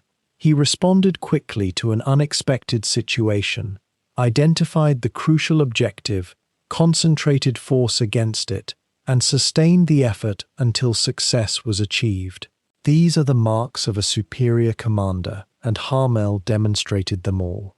Yet this very demonstration of excellence occurred in service of a regime whose defeat was assured and whose purposes were fundamentally illegitimate. Harmel's bridge, his tactical masterpiece in the defense of Arnhem, was one not for any purpose that would have justified its cost in blood and suffering, but for a German state that was engaged in waging a war of conquest and that had already murdered millions in pursuit of its ideological objectives. The irony was profound and tragic. Here was a man of genuine military ability, exercising his talents in circumstances that allowed him to demonstrate competence and even brilliance, yet doing so in service of catastrophe. The bridge at Arnhem would be remembered as a German tactical success, but it would be remembered as well as a small and ultimately meaningless light in the gathering darkness of Germany's final defeat. Harmel had proven himself a commander worthy of respect in purely military terms, but that respect could never redeem the purposes to which his talents had been devoted. As the battle for Arnhem moved toward its conclusion, and as Harmel's victory became increasingly evident, the German commander must have experienced a peculiar mixture of professional satisfaction and strategic fatalism. He had done his job and done it well. His orders had been executed, his subordinates had performed with skill and courage, his enemy had been defeated. Yet he remained acutely aware of the larger picture. The collapse of German resistance was continuing on all fronts. The Allies controlled the air completely. Their material resources were essentially limitless. Their capacity to sustain operations indefinitely was assured. Harmel had won a battle, but the war was already lost. The bridge at Arnhem would soon become irrelevant as the tide of events swept past it. Harmel himself would continue commanding Frundsberg through the autumn and winter of 1944 and into the final collapse of 1945, winning smaller tactical successes and managing the long retreat that would characterize the remaining months of the war. But Arnhem marked a culmination, the moment when Harmel achieved his greatest tactical success, when his skills as a commander were most completely vindicated and when it mattered least. The bridge at Arnhem would stand as a symbol of that achievement, but also as a symbol of futility, of talent devoted to a cause that was already lost, of a soldier who understood his craft completely, yet served a master whose doom was already written. By the autumn of 1944, the German military machine had fundamentally transformed. What had once been a force capable of conquering continental Europe now fought to prevent its own dismemberment. The Frundsberg division, after the catastrophic losses at Falaise and the intense operations around Arnhem, was no longer the formidable striking force that had deployed to Normandy mere months earlier. Harmel found himself commanding a unit that had been bled white by continuous combat, its ranks filled with hastily trained replacements who lacked the cohesion and experience of the veterans lost in the summer campaigns. The supply lines that had once kept German armor rolling across battlefields were now strangled by Allied air superiority and the relentless attrition of Germany's industrial capacity. Yet the strategic situation demanded something Harmel had never truly faced before. Not the glorious momentum of offensive operations, but the grim mathematics of defensive stalemate on multiple fronts simultaneously. The West Wall, that elaborate system of concrete bunkers and anti-tank obstacles running along Germany's western frontier, became Harmel's new theatre of operations. Built during the 1938 rearmament period as a symbol of German engineering prowess, the fortifications had been largely abandoned when German armies swept westward into France. Now they represented Germany's last coherent line of prepared defences, a barrier meant to slow the inevitable Allied advance toward the Rhine. Harmel was tasked with integrating Frundsberg's depleted formations into this defensive network, coordinating with Wehrmacht units that were themselves struggling to maintain discipline and combat effectiveness. The division occupied sectors of the line that stretched across the lower Rhine region, an area that combined dense urban terrain around cities like Arnhem and Nijmegen with open countryside and marsh that could be either a defender's asset or a nightmare of exposure, depending on enemy dispositions. Winter was settling in across northern Europe, bringing with it cold, mud, and the peculiar misery of static warfare, where men had to endure their surroundings as much as they had to resist enemy assaults. The reality of holding the West Wall differed fundamentally from the dynamic warfare Harmel had known on the Eastern Front and during the Normandy fighting. In those campaigns, movement meant survival, and tactical flexibility could sometimes compensate for material disadvantages. Here, men were expected to hold fixed positions against an enemy that could concentrate overwhelming force at any chosen point. The British forces under Montgomery pressed continuously against Harmel's sector, testing defences, seeking weaknesses, conducting localized attacks meant to grind down German resistance rather than achieve breakthrough. These operations lacked the drama of great encirclements or sweeping advances, but they possessed a relentless, grinding quality that exhausted defending forces more surely than any spectacular offensive. Harmel's men lived in cold, damp bunkers and hastily constructed fortifications, rationing ammunition and food, watching for the next attack while trying to maintain unit cohesion despite shortages of everything from winter clothing to fuel. The psychological toll of purely defensive warfare should never be underestimated. Men in defensive positions must wait for the enemy to strike, unable to control when or where combat will occur, forced to endure bombardment and assault, while hoping to survive long enough for relief that might never come. The supply situation grew progressively more dire as autumn turned to winter. German industry, battered by the Allied bombing campaign that had intensified throughout 1944, could no longer sustain the material demands of multiple fronts. The Frundsberg division received a fraction of the fuel, ammunition, and replacement equipment necessary to maintain full combat capability. Harmel had to make impossible choices about how to allocate scarce resources, which sectors could be stripped of supplies to strengthen critical points, which units could be sacrificed if necessary to maintain the overall line. Food rations shrank. Ammunition allocations became so tight that officers faced genuine uncertainty about whether they possessed enough rounds to repel a serious enemy assault. Vehicles broke down and could not be repaired due to lack of spare parts.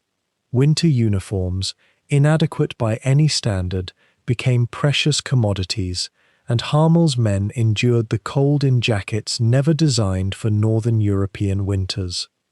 The contrast with the British and American forces opposite them was stark and demoralizing. Enemy soldiers possessed warm clothing, hot food delivered regularly, ammunition in abundance, and the knowledge that their nation's industrial machines were working at full capacity to support them. Then came the Ardennes offensive, Hitler's last strategic gamble, launched on the 16th of December 1944. The operation sought to punch through Allied lines in Belgium, divide the American forces, and achieve a negotiated peace before German resources expired entirely. The Frundsberg division, unlike many other German units committed to the offensive, remained in its defensive positions along the West Wall, rather than being pulled out for the attack. Harmel's men watched, as divisions that had fought alongside them in Normandy and the subsequent campaigns moved westward toward their assigned breakthrough sectors. There was an almost surreal quality to the moment, the knowledge that the entire war might somehow hinge on the next few weeks, that German strategic fortunes were being staked on a single great assault, rather than on holding a defensive line. But for Harmel and Frundsberg, the offensive brought primarily anxiety about what might occur if the Wehrmacht's last reserves failed to achieve breakthrough. If the attack collapsed, as it eventually would, the Allies would redouble their efforts against precisely the defensive lines that Harmel was responsible for holding. The Ardennes offensive failed, as it had to given the overwhelming Allied material and air superiority. Within 2 weeks, German forces had shot their bolt, their armored spearheads blunted against American defenses that, while sometimes temporarily overwhelmed, ultimately held firm. The psychological impact on German forces was catastrophic. Men who had believed that some final German effort might yet change the war's trajectory saw that belief shattered. The Frundsberg division, though it had not been committed to the breakthrough attempt, felt the consequences acutely. The failure of the Ardennes meant that German strategic options were exhausted. Now it was purely a matter of how long the Wehrmacht could delay the inevitable. The West Wall defences became less a barrier meant to achieve some long-term strategic objective, and more a desperate holding action meant to buy time. Time for what? Nobody could quite articulate, but time nonetheless. Harmel's role shifted imperceptibly from divisional commander executing a coherent strategic plan to a combat leader doing his best to protect his men while fulfilling orders that everybody understood could not lead to anything but defeat. Winter deepened, and the Allied pressure increased methodically. Montgomery's forces pressed against the West Wall, conducting operations designed less to shatter German defences through dramatic breakthroughs and more to erode them through sustained pressure. Harmel had to manage the mathematics of attrition, accepting casualties he could not replace, losing ground he could not retake, slowly but inexorably being forced backward toward the Rhine itself. The British possessed overwhelming advantages in every measurable category. Their artillery could fire for days without any apparent concern for ammunition expenditure. Their aircraft dominated the skies so completely that German attempts to concentrate forces for counterattack were simply bombed into dissolution before contact could be achieved. Their soldiers' training, equipment, and morale all exceeded that of Harmel's increasingly depleted formations. Against such disparity, tactical brilliance could only postpone the inevitable rather than prevent it. Harmel's operational decisions during this period were competent and sometimes clever, but they operated within an increasingly narrow band of possibility. He could choose which sectors to reinforce and which to accept as secondary, but he could not change the fundamental equation. The human dimension of defending a collapsing position cannot be easily conveyed in strategic analysis alone. Harmel's men were terrified, not merely of combat but of what lay ahead. As German territory was invaded from the west and the Soviet forces pressed relentlessly from the east, every soldier understood that defeat meant either death in combat or capture by enemies who had every reason to exact revenge. The SS divisions, in particular, were viewed by Allied forces with a combination of fear and contempt. Fear of their combat capability and fanaticism, contempt for their ideological commitments and war crimes. Harmel, despite his military competence and his capacity to maintain unit cohesion, could not entirely insulate his men from the growing despair that permeated the Wehrmacht as winter 1944 dissolved into early 1945. There were suicides among the officer corps, desertions among enlisted men, and a growing sense that continuing to fight was not sacrifice for the nation, but merely prolonging agony for a cause already lost. Harmel held his divisions together through personal authority and by maintaining the basic structure of military discipline. But the task grew harder with each passing day. The relationship between Harmel and his nominal superiors in the Wehrmacht hierarchy became increasingly complex during this period. German command structures were deteriorating under the strain of fighting on two fronts while the homeland was invaded from the air. Orders from headquarters became increasingly disconnected from battlefield reality, demanding that positions be held at all costs while simultaneously withdrawing reserves to meet threats elsewhere. Harmel had to navigate between obedience to authority and the practical need to preserve his command's capability to continue functioning. He could not simply ignore orders from his commanders, but he also could not sacrifice his entire division in some gesture of futile resistance. This created constant tension between strategic-level demands and tactical-level necessity. Harmel generally chose to comply with orders while making minor adjustments to preserve unit cohesion and combat capability, a pragmatic middle path that allowed him to maintain both his authority and his men's fighting strength as long as possible. The Frundsberg Division's actual strength during this winter defensive period was a fraction of its establishment. A full German Panzer Division was meant to contain thousands of men, dozens of tanks, and a complete structure of artillery, reconnaissance, and support units. By late 1944, Frundsberg operated at perhaps 30 or 40% of authorized strength, its tank complement reduced to a handful of vehicles, its artillery severely limited by ammunition shortages, its motorized transport often relying on horse-drawn vehicles rather than the trucks that kept armies mobile.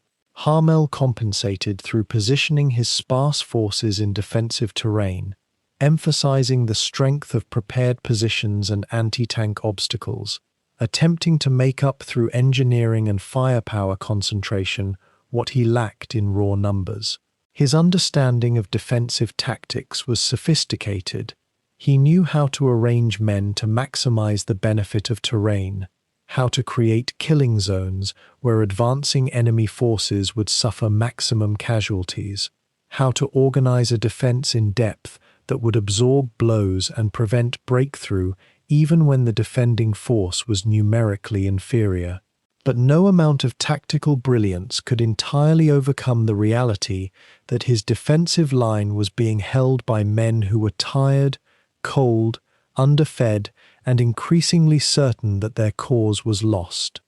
The relationship between Harmel and his men during this period reveals something of his character that distinguishes him from many other SS commanders.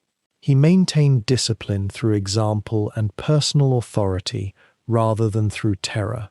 He shared the physical conditions of his soldiers, living in the same cold bunkers, eating the same meager rations, enduring the same bombardments. His tactical decisions were generally made with some consideration for minimizing unnecessary casualties, not because he had developed sudden humanitarian concerns, but because casualties represented irreplaceable losses to units that could no longer be effectively reinforced.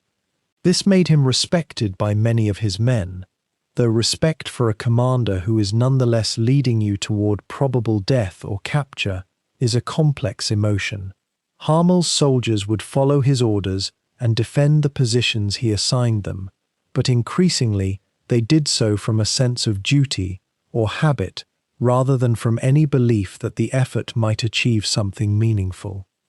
As the winter campaign dragged onward toward its inevitable conclusion, Harmel faced a fundamental question that confronted every German officer during this period. At what point does obedience to orders become complicity in needless suffering? When a cause is demonstrably lost, does the ethical commander continue to fulfill orders that will result in the deaths of men under his command? Or does he seek some way to end the fighting and preserve lives? This was not a question that most German officers confronted explicitly.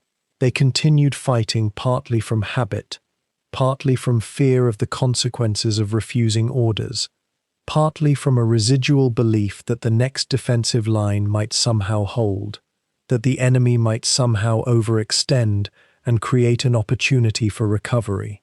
Harmel does not appear to have been one of the few German commanders who attempted to negotiate surrender terms or to deliberately allow his positions to be overrun to end the slaughter. He continued to command competently, to resist effectively, to preserve his unit's capability for as long as possible. Whether this represented something close to defiance of a system he had served loyally for over a decade, or whether it was simply the continuation of military duty by a man trained since childhood to obey orders, remains fundamentally ambiguous. The winter of 1944 into 1945 was the season when the outcome of the war ceased to be a matter of strategic uncertainty and became merely a matter of time. Harmel held the West Wall and the approaches to the Rhine, not because anything he did might change the war's ultimate outcome, but because military discipline and organizational structure continued to function even after strategic hope had died. His division defended not for victory but to preserve order, to maintain cohesion, to ensure that the German military continued to fight until conquered by superior force, rather than dissolving into chaos. The Frundsberg division's resistance during this winter, though it could not delay the inevitable by more than a few weeks, represented the Wehrmacht at its most stoic, professional soldiers continuing their duty even after the cause they fought for had become obviously hopeless. Harmel emerged from this period with an enhanced reputation for competence and steadiness, qualities that would matter little in the final reckoning, but which nonetheless marked him as a commander of unusual capability. As winter surrendered to spring and the final assault on Germany itself began, Harmel would be called upon to exercise those abilities one last time. Chapter 14. By March 1945, the Rhine had become something more than a river. It had become the last physical barrier between the advancing Allies and the heart of what remained of the German state. For Heinz Harmel, positioned along the western bank with the remnants of the 10th SS Panzer Division Frundsberg, the Rhine represented both a final defensive position and an acknowledgement of a truth that could no longer be denied. The war was entering its closing act. What had once seemed like tactical withdrawals now appeared as something closer to collapse. The Frundsberg division, which had numbered over 20,000 men at its formation, had been reduced to perhaps 4,000 combat-effective soldiers. These men were exhausted, poorly equipped, and increasingly aware that the cause they were defending had already been lost on every front that mattered. Yet they remained under arms. Harmel remained in command, and the order to hold came from superiors who seemed to inhabit a world increasingly divorced from the reality of the battlefield. The Allies understood that the Rhine was the final barrier, and they had committed extraordinary resources to ensure its crossing would succeed.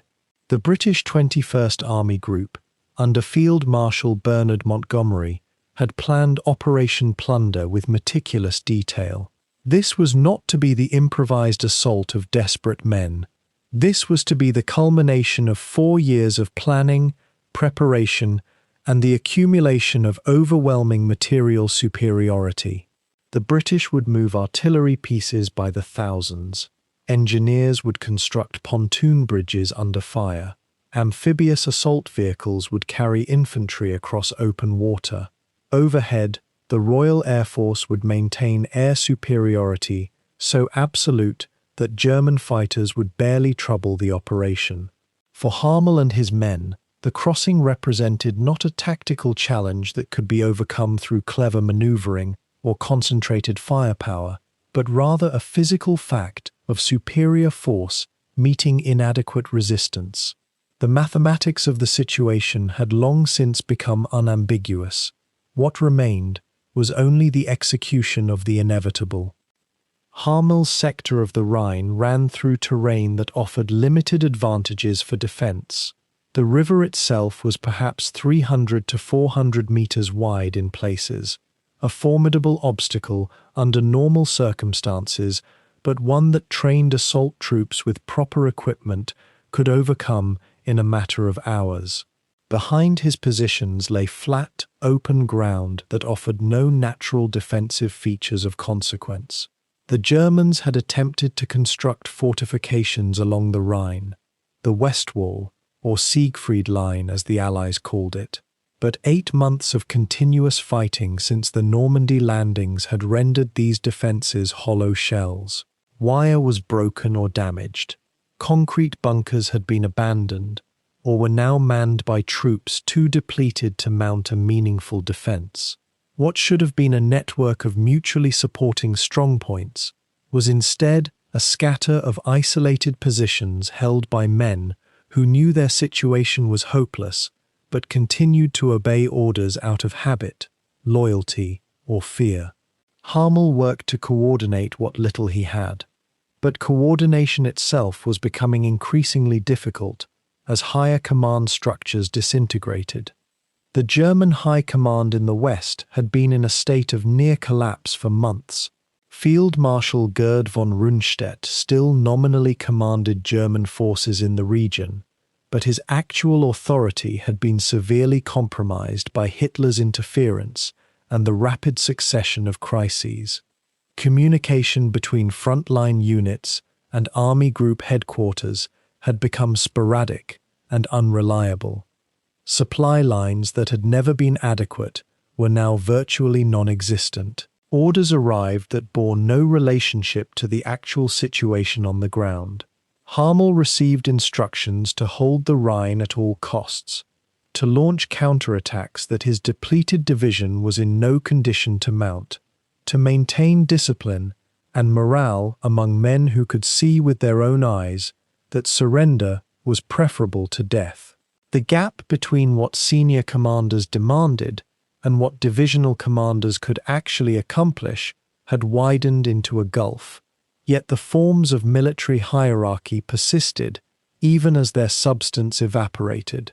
Harmel continued to make reports. He continued to receive orders. The machinery of command ground on, even as the machine it was meant to command ceased to function effectively. By early March, Allied reconnaissance had confirmed German dispositions along the Rhine. The British knew approximately where Harmel's division was positioned. They knew the approximate strength of his forces.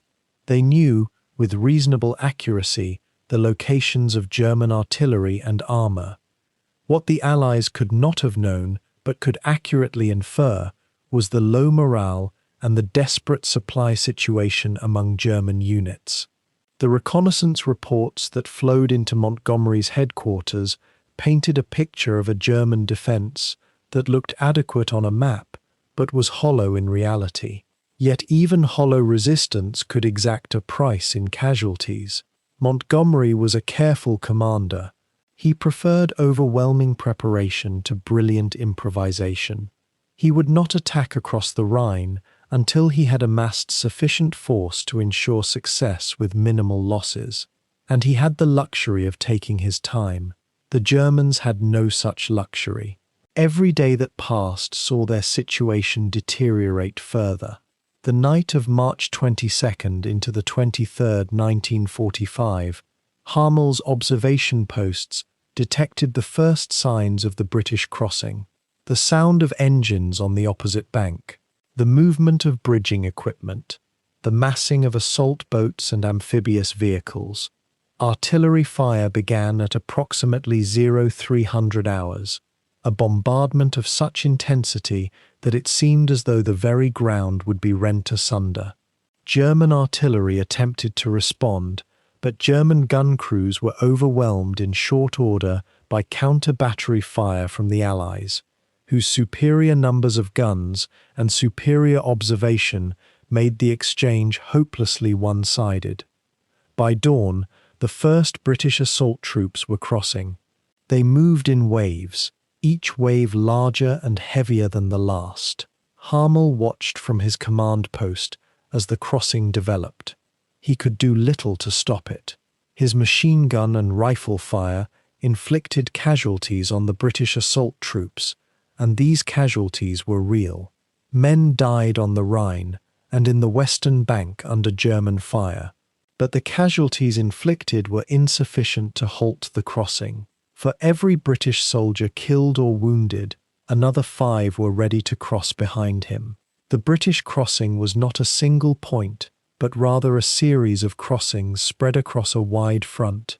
Montgomery had learned from the Arnhem operation that concentrating too much force in one area invited disaster.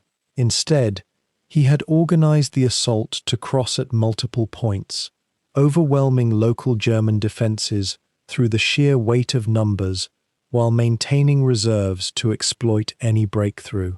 Harmel's division was positioned to defend one sector of this broad front, but a sector that was truly no different from any other. His men could fight, and many did fight with considerable courage. But courage was not sufficient. A German soldier, armed with a rifle, could perhaps kill 1 or 2 British soldiers before being killed himself. A German anti-tank gun could destroy a tank. A German machine gun could sweep a bridge. But there were only so many guns, so many soldiers, so many anti-tank weapons, and the Allies had brought across the Rhine not hundreds but thousands of soldiers, dozens of tanks, hundreds of guns. The crossing proceeded with the inexorable logic of an overwhelming force meeting inadequate resistance. Harmel's command decisions during the crossing were largely rendered moot by the scale of the operation. He could not reinforce his defensive positions because he had no reserves worthy of the name. He could not launch counterattacks because his mobile armor had been exhausted and partially destroyed in earlier fighting. He could not withdraw to prepared defensive positions because no such positions existed. What he could do was attempt to slow the British advance, to prevent them from breaking out of their bridgehead, and to preserve what remained of his division for whatever fighting lay ahead. These modest objectives were themselves questionable, given the relentless pressure of superior numbers. Yet Harmel organized what resistance he could. He moved units laterally to reinforce threatened sectors. He coordinated with neighboring divisional commanders. though by this stage in the war, such coordination was increasingly difficult due to destroyed communication lines and the dissolution of higher command authority.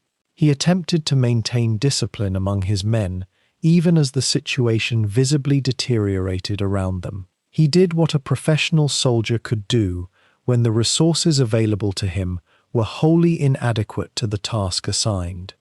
The British bridgehead expanded rapidly.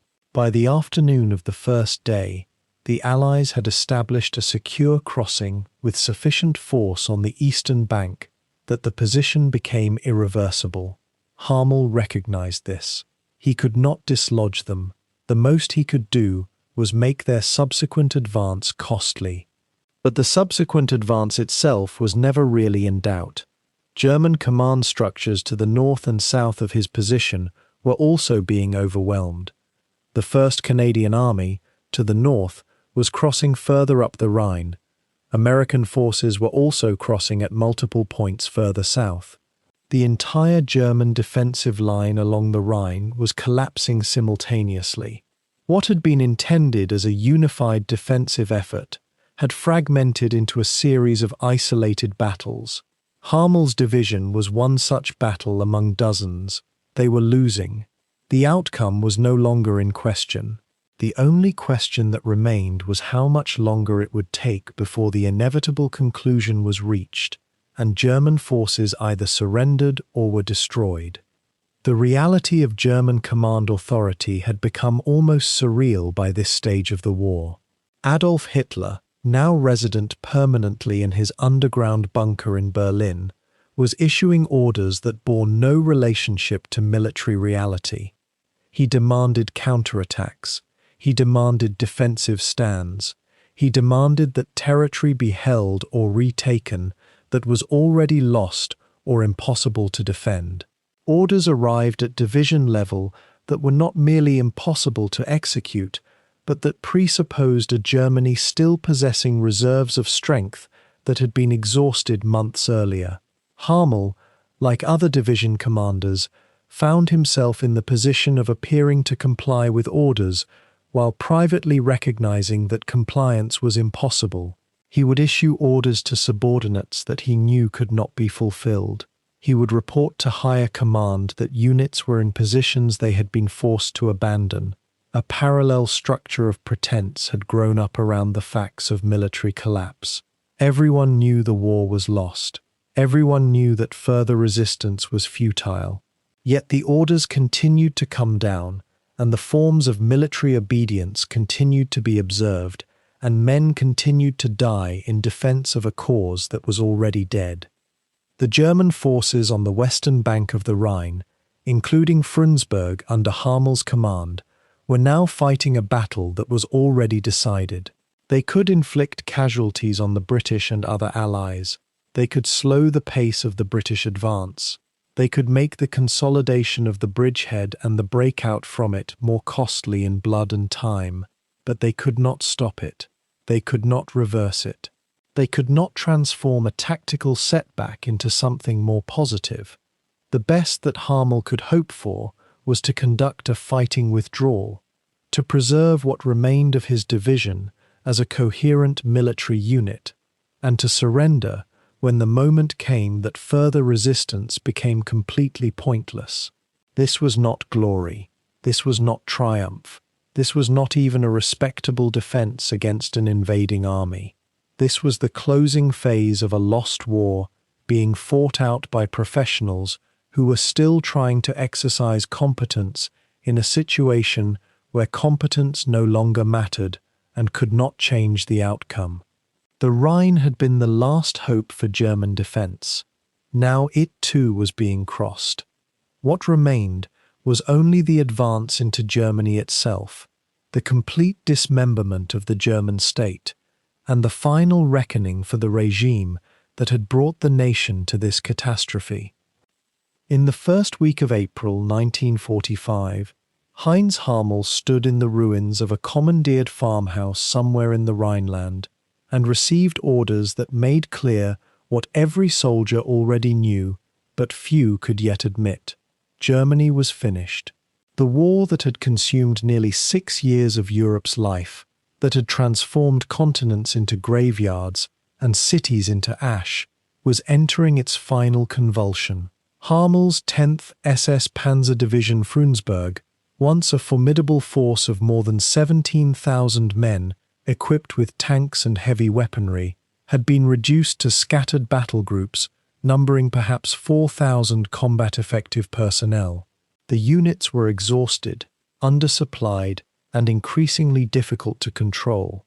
Officers reported that soldiers were slipping away from their positions in the darkness, heading west toward American lines or simply trying to reach their home villages before the collapse became absolute. Harmel himself maintained the bearing of a professional soldier, but the weight of command in these final days carried a different character than it had even months earlier.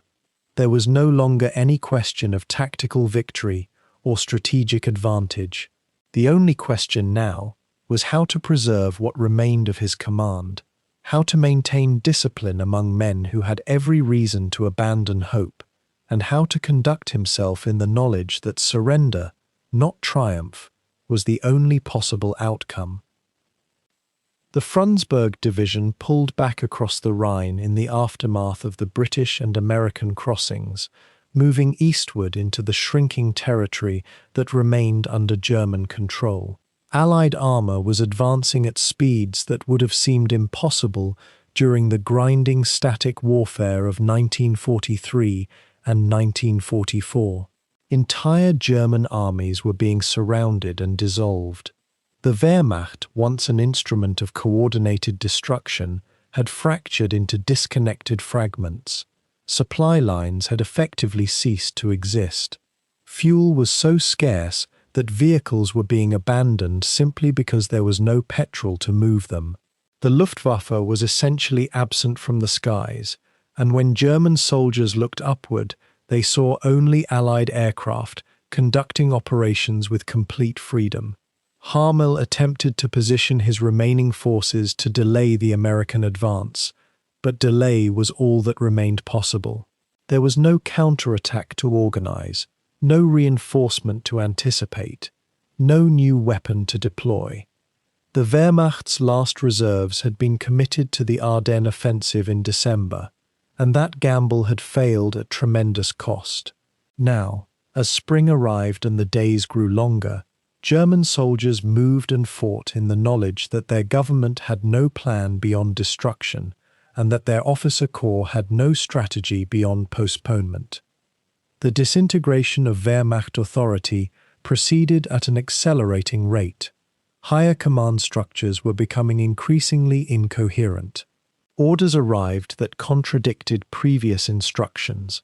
Communications with army headquarters became sporadic and then ceased entirely. Harmel, as a divisional commander, found himself operating with greater tactical autonomy than at any other point in the war. But this autonomy was hollow because there was nothing meaningful to command toward. The professional military culture that had sustained German forces through 4 years of catastrophic retreat on the Eastern Front and through the desperate defensive battles of 1944 began to crack under the weight of final defeat.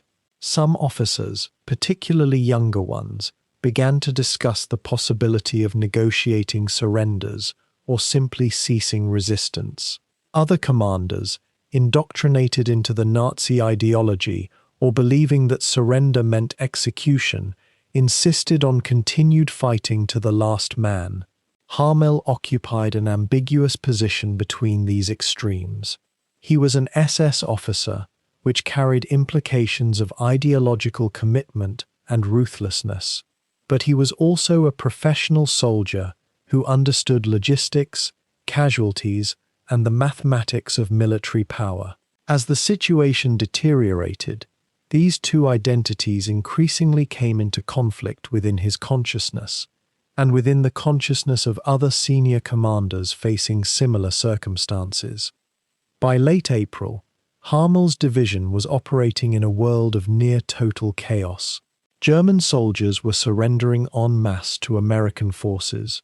sometimes throwing down their weapons and walking toward captivity with expressions of relief.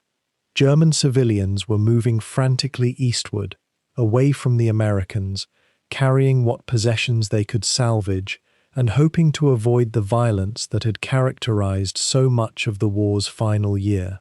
The roads were clogged with refugees and soldiers intermixed, all moving in different directions, all desperate.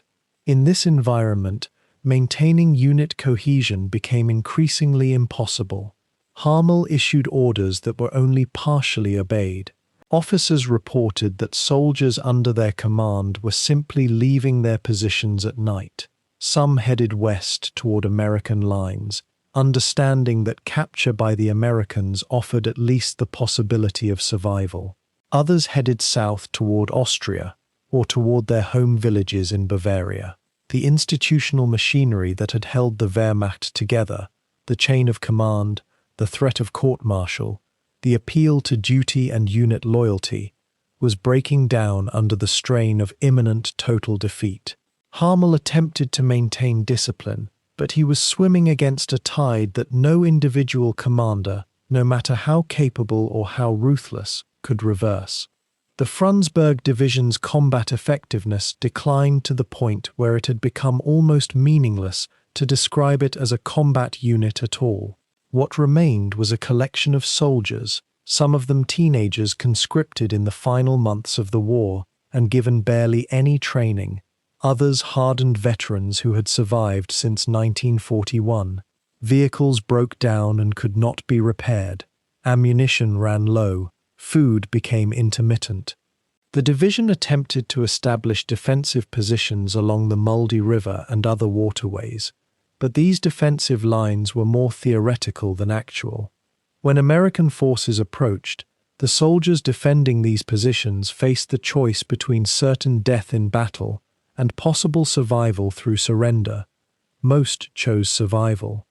Harmel and his remaining officers watched as their carefully organized defensive schemes collapsed within hours of American contact.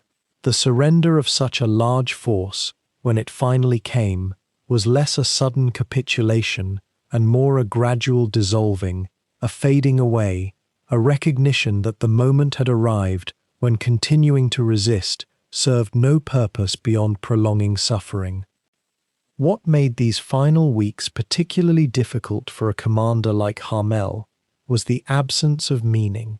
Throughout the war, even at the worst moments, he could articulate a rationale for continuing to fight. Units existed to accomplish missions. Missions existed within a strategic framework. Strategy served national objectives.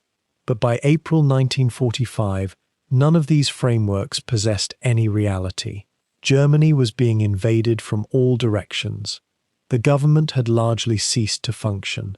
The Führer was hiding in Berlin, detached from any meaningful control of military operations. German units were fighting not to achieve anything, but simply because they had been ordered to fight, or because no one had explicitly ordered them to stop. This erosion of purpose was perhaps more corrosive to military discipline than any material shortage or tactical reverse. Soldiers could endure hardship if they believed their sacrifice served some larger end. But soldiers who understood that their suffering served only to delay the inevitable by a few more days or weeks were far more inclined to abandon their posts. Harmel, in this environment, continued to function as a military commander, but the institution he represented had become a hollow shell, a structure maintained by inertia more than by genuine authority or purpose. The American advance through Germany proceeded with overwhelming force and remarkable speed.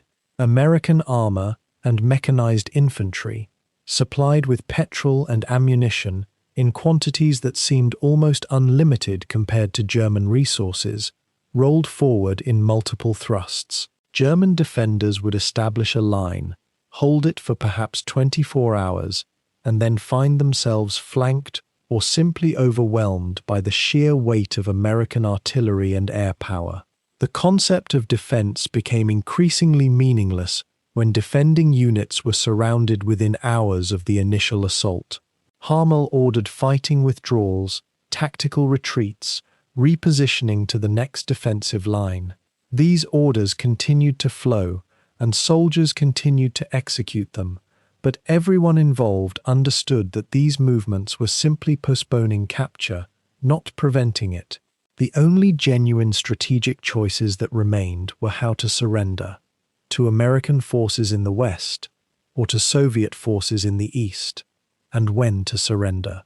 For German soldiers in April 1945, surrender to the Americans was clearly preferable to surrender to the Soviets, given the brutal history of German conduct on the Eastern Front and the likely Soviet desire for revenge. This strategic reality accelerated the westward movement of German forces and the rush of soldiers trying to reach American lines before the situation became even worse. The realization that the war was genuinely over came in stages rather than as a single moment of clarity. Harmel had surely understood intellectually